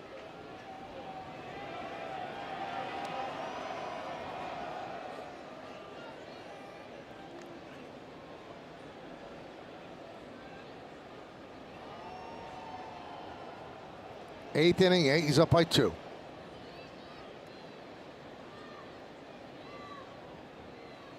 Swing and a miss. Goldschmidt down on strikes. 2 away, and here comes A.J. Hinch with the lefty Rice coming up. He's going to go to a lefty. So the manager's trying to keep it right here. Hinch takes the ball from Waguespack. He's going to call on a left-hander to face Rice. Yankees are up by 2 here in the 8th. Well, the Yankees return to Prime Tuesday to take on the Tigers. Don't miss a minute of the Yankees beginning at 6:30, only on Prime. So Tuesday, Joe, will that be Scooble? What's today? Today is Wednesday. No, he'll be Monday. Okay. Because they don't have an off day. Manuel De Jesus faces Ben Rice.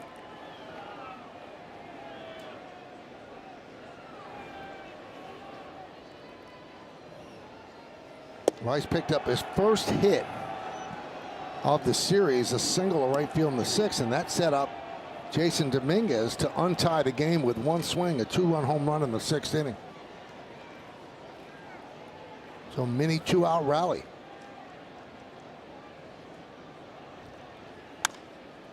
Ground ball left side. McGonigal. The throw is high and off the glove of Torkelson. And it goes into foul territory. Rice going for 2. And he's out. Great throw by Torkelson.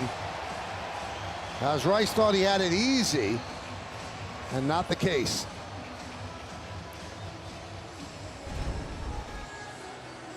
Get a look at it right here.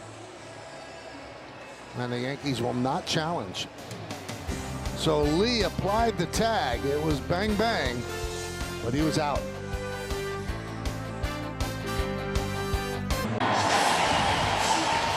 Bottom of the 8th inning, Yankees lead 4-2. Cruz still on the mound. Riley Green will lead off. Important guy to get out, Michael, because of the power behind him and Spencer Torkelson. Just foul. See McGonigal, his arm gets too low, and that throws over Torkelson's head, but Torkelson hustles. I don't think he thought Ben Rice was going to second in the beginning. Ben Rice, you see him hustling, and the ball goes over his head, and he makes the turn, and really good throw by Torkelson. Get him out at second base as we see it here. He's looking. It was almost like he slid too early and he slowed down too much. 1-2. You know what that is right there, Michael? You're going to see pitch. He kind of slows down a little bit, and they just get him on the leg. Good tag by Lee at second base.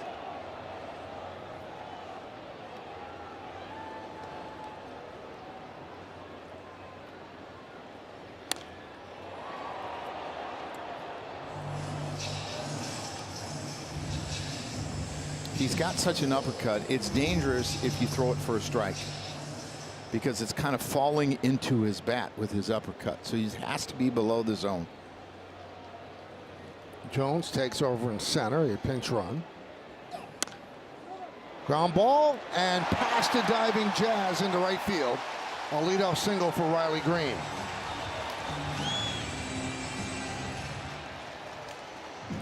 He was 0 for 3 before that base hit here, and now it gets a little bit dangerous with Torkelson, you see the ball low and in. That's kind of his hot spot. And he's able to hit it by a diving Jazz Chisholm just beyond him. And now they have something going.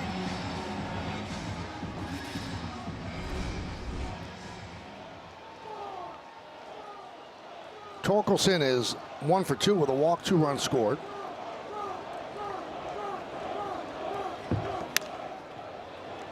Foul ball.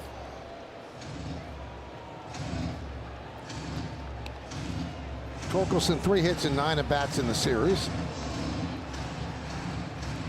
With the way that Lee has been swinging the bat, who's on deck, I would think they would let him hit instead of hitting Colt Keith. Kind of waved at that one, tried to hold up and said, swings over the splitter.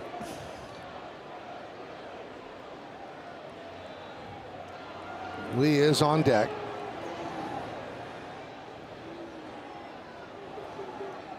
Swing and a miss. Torkelson swings over the splitter, 1 away. Yeah, this is fantastic. I mean, they talked about he leads all major league pitchers in distance missed on an off-speed pitch, of an average of 8.1 inches. Here's Lee, 2 for 2 with a walk. And he could not hold up on the splitter, 0-1. Obviously, they're picking it up late. Bottom of the 8th inning.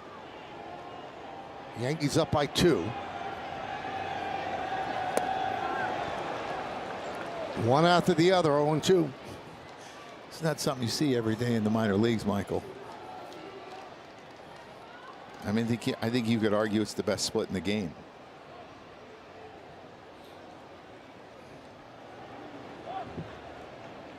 Month of June, Lee is hitting .355 in 10 games.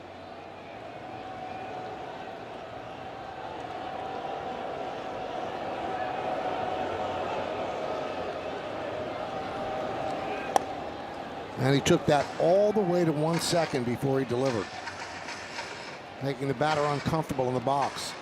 I think pitchers that get their sign right away and get up on the slab right away are smart to do that. Swing and a miss. There goes that pitch again. 2 away. And he reversed it, Michael. He got up there and threw it right away, and I don't think Lee was ready for it. I don't think if he is ready for it, he's going to hit it. It's that good of a pitch. But he changed how long he held the ball, and I think it fooled Lee. Smart. So here's Malgeri. They let him hit against the righty.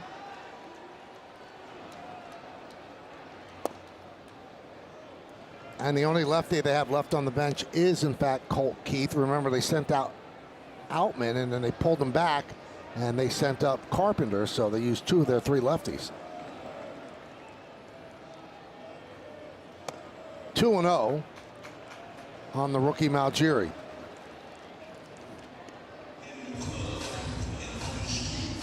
He has 2 strikeouts tonight and a sac fly.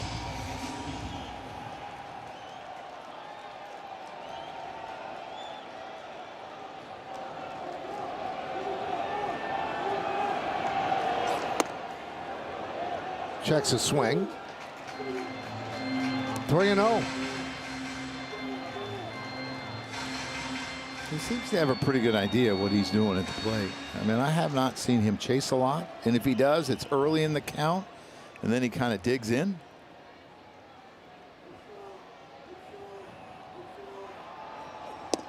And he takes the 3-0 right down the middle. 3-1.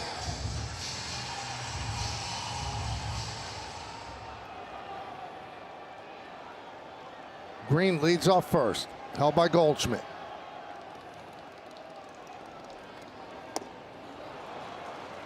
Three and 2. Yeah, you're going to see Goldschmidt get behind Green just because Jerry has shown that he'll hit the ball the other way. He's going to stay close behind him and not let him get a huge lead. Runner goes. Swing and a miss. Mama, there goes that pitch. As he strikes out 3 in the 8th inning on a filthy splitter. Tigers strand 1 will go to the 9th.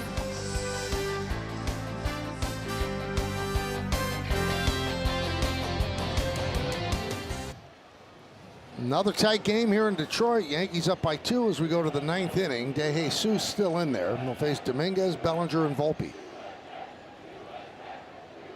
The difference in the game, the 2-run home run by Dominguez in the 6th inning off of Tarek Skubal.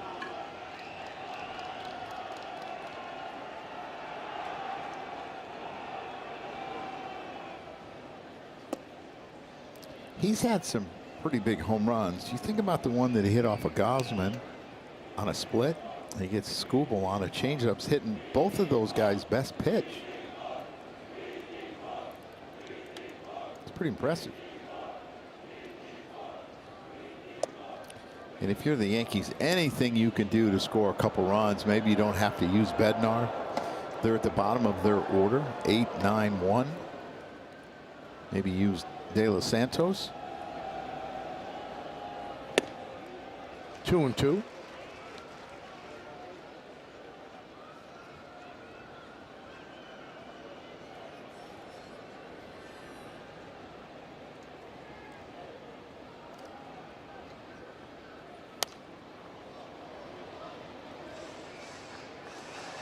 De Jesus pitched last night.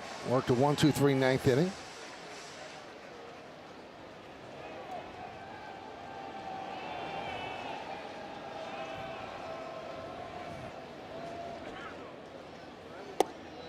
Three and 2.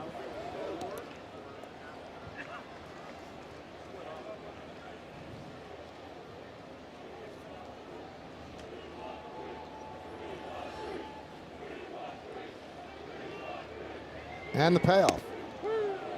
Strike 3. Dominguez down looking. Let's take a look at the battle with Skubal on StatCast 3D by Google Cloud. Well, he starts him with a four-seamer away, gets ahead, then he throws him a great changeup, and then goes up. He fouls off a tough pitch, takes that one that's up, fouls off another tough pitch on the corner, takes that fastball up, fouls off the changeup, fastball away, and man, he gets a hanging changeup that was tailing into him, and he smoked it. Put him up 4-2 in the 6th inning. What a great at bat. 0-1 on Bellinger. He's 0 for 3. 0 for 8 in this series so far.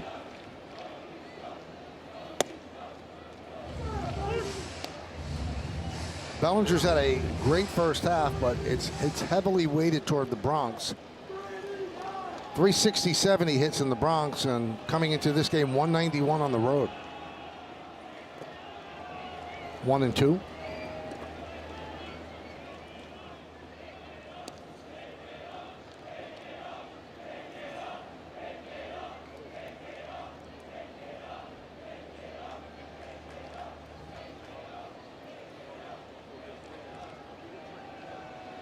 And the pitch.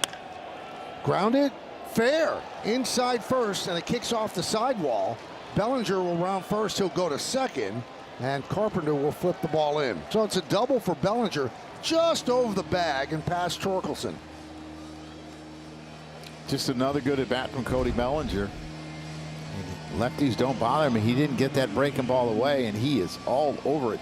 He opens up a little bit, hits it down the right field line for an easy double.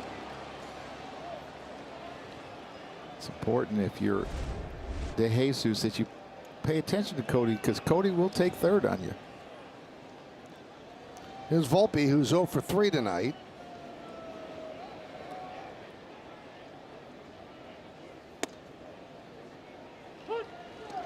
Volpe came into the game scalding hot. 15 for 34, 441 last 11 games. He's 4 for 11 in this series.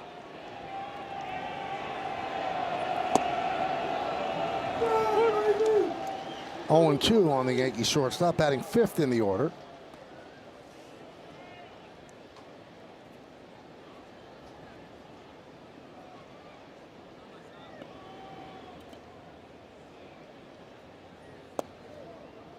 One and 2.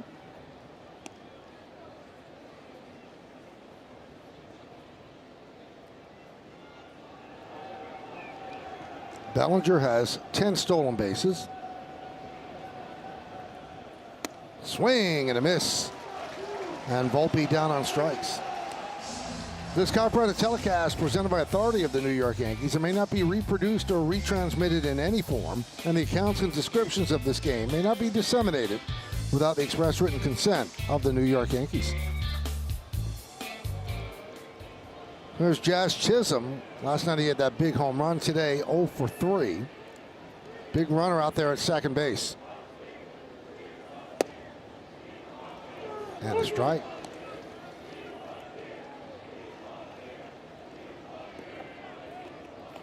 He's had 8 home runs in his last 29 games, which puts him on pace for the year to hit 25 and steal 48 bases. It's a pretty good year. 6 in the month of June. You hit 6 every month, you're going to get there easy too. 3 months to go.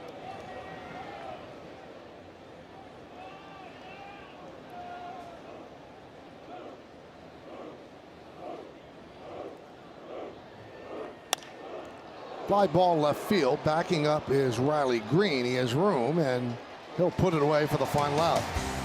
Well, the Tigers come up in the bottom of the ninth.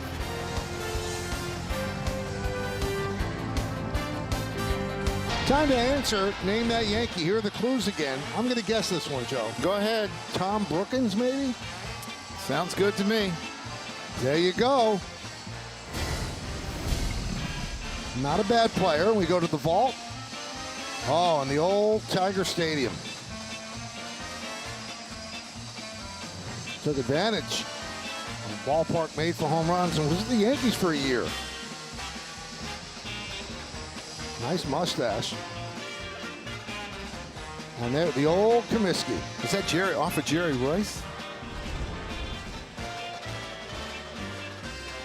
Well, there's the particulars on Mr. Brookins. And that was off Jerry Royce. All right, so the Yankees bring in Bednar. And he got a 4-out save yesterday. Zach McKinstry will lead it off here in the bottom of the ninth inning. Foul back.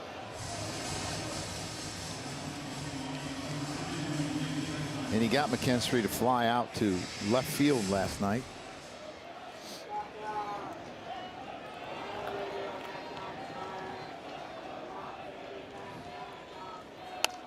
Now they will pinch hit Colt Keith for Rogers, which means that if they do tie the game, they'll have to lose their DH because Dylan Dingler is the only other catcher, and he's the DH.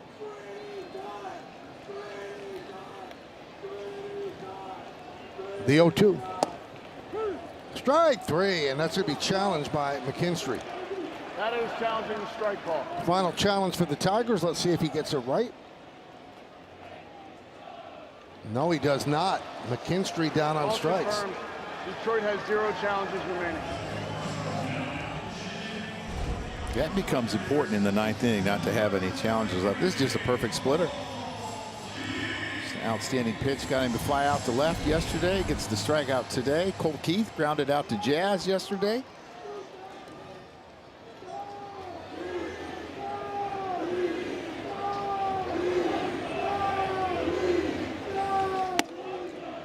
And a strike. Bednar's been pitching very well of late.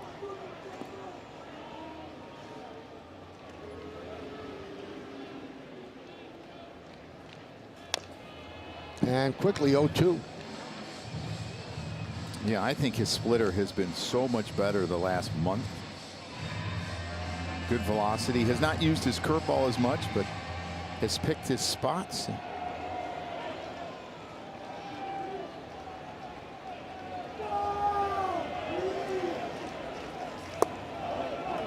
1-2. Tigers came into this series red hot after sweeping the White Sox, feeling good about moving up in the Central, but they're 2 outs away from losing 2 out of 3 to the Yanks. And when they won the first game, that was 4 wins in a row for them, but they lose yesterday by 1. Now they're trailing today by 2, bottom of the ninth inning.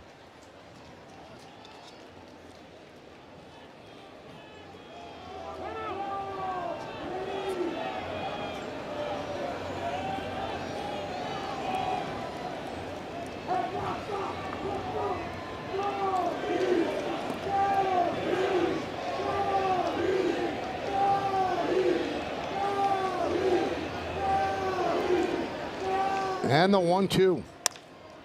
Ground ball, first base. Goldschmidt flips to Bednar. And the Tigers are down to their final out.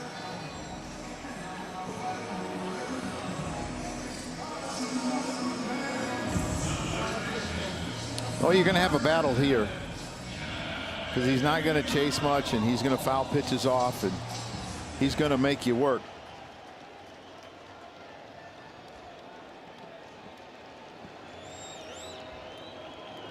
He had a double in the fifth, 1 for 4. 1-0.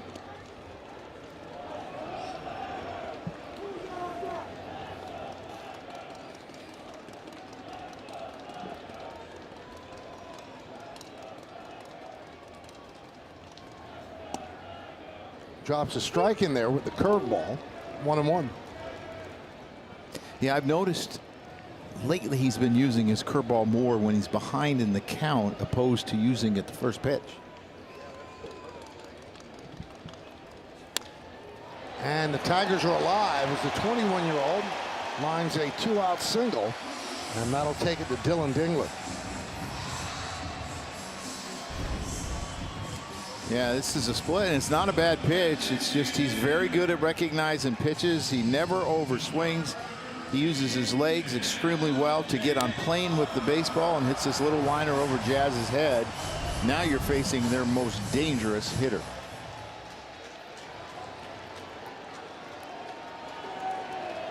Dingler is 0 for 4 tonight. He's 3 for 12 in this series. And you look at what he's done in the American League. He's second in RBIs. He's fourth in extra base hits, 8th in home runs. He's dangerous. Not holding McGonigal. High fly ball right field. This should do it. Dominguez is there, and the Yankees win 4-2. And they take 2 out of 3 here in Detroit. And they will head to Boston riding a victory. That's an outstanding game. I mean, that game looked like it was going to be really tough to win with Skubal on the mound, and the Yankees come up with 3 big home runs, 2 from Goldschmidt, 1 from Jason Dominguez to put them up 4-2. The bullpen does a great job. Weathers pitched extremely well. The Yankees are now 26-16 on the road, one of the best records on the road in all of baseball. I mean, they've already played 42, more than half their games on the road. They got a lot of home games coming. 48-31 overall, and they stay atop the American League East, and they still have the best record in the American League. Well, now it's time for the Mazda Player of the Game, Joe. Well, it's obviously Jason Dominguez, what he did in the 6th inning with the long at bat off of Skubal, and finally gets a changeup that he can handle and hits it out to make it 4-2. 4-2. Ben Rice got on with a single before his first hit in the series. Jason Dominguez comes up big. And look what he's done against lefties. That was supposed to be the weak aspect of his game, but so far 321, that home run, 3 ribbies, and OPS approaching 900, and he's downstairs and he's ready to talk with Meredith Morakovitz.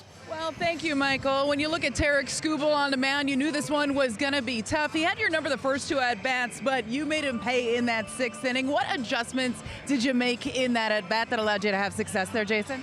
I was just trying to think like to take a better at-bat than the last 2. I mean, swing a better pitches, like trying to fight the at-bat more. That was all that was in my mind. It seems like you've been swinging it better from the right side in general. How much more comfortable do you feel this year from the right side? This year has been pretty good. I feel more comfortable, definitely. I think like all the work that we put in, like it's starting to show. When you homer off a lefty that won back-to-back Cy Youngs, how much confidence does that give you? It's definitely a boost of confidence, definitely. Hey, in Toronto, you called him Young Goldie and said, hey, he can still get it done. Well, he put the first 2 runs on the board. What have you learned from him, and how impressed were you again tonight? I mean, Goldie, he's a guy that he comes in every day, and he does what he needs to do, like his work ethic and everything. What can I say? Young Goldie, he still got it. Jason, appreciate the time. Congratulations. Thank you. Michael, you heard it. Young Goldie, he's still got it. Yep, 38-year-old young Goldie hits 2 home runs. Yankees get the home run by Dominguez, and they win this one 4-2. It took just over 2.5 hours. Weathers the win, Bednar's 16th save, and Skubal takes his 4th loss. Special thanks to producer Troy Benjamin, director Michael Cooney, Mike Webb, and our executive producer is Jared Ames Boschnack. Don't forget to join us again next Tuesday when the Yankees host a rematch against these very same Tigers, but it'll be at Yankee Stadium in the Bronx. Coverage will begin at 6:30 p.m. on Prime, with first pitch coming just after 7. Now, for more coverage of tonight's game, well, tune into the Yes Network for the W.B. Mason post-game show. Once again, the final score, Yankees 4, Tigers 2. Yankees take 2 out of 3 here in Motown. For Joe Girardi and Meredith Morakovitz, I'm Michael Kay saying see ya from Comerica Park in Detroit, Michigan. 3 home runs do it for the Yankees as they beat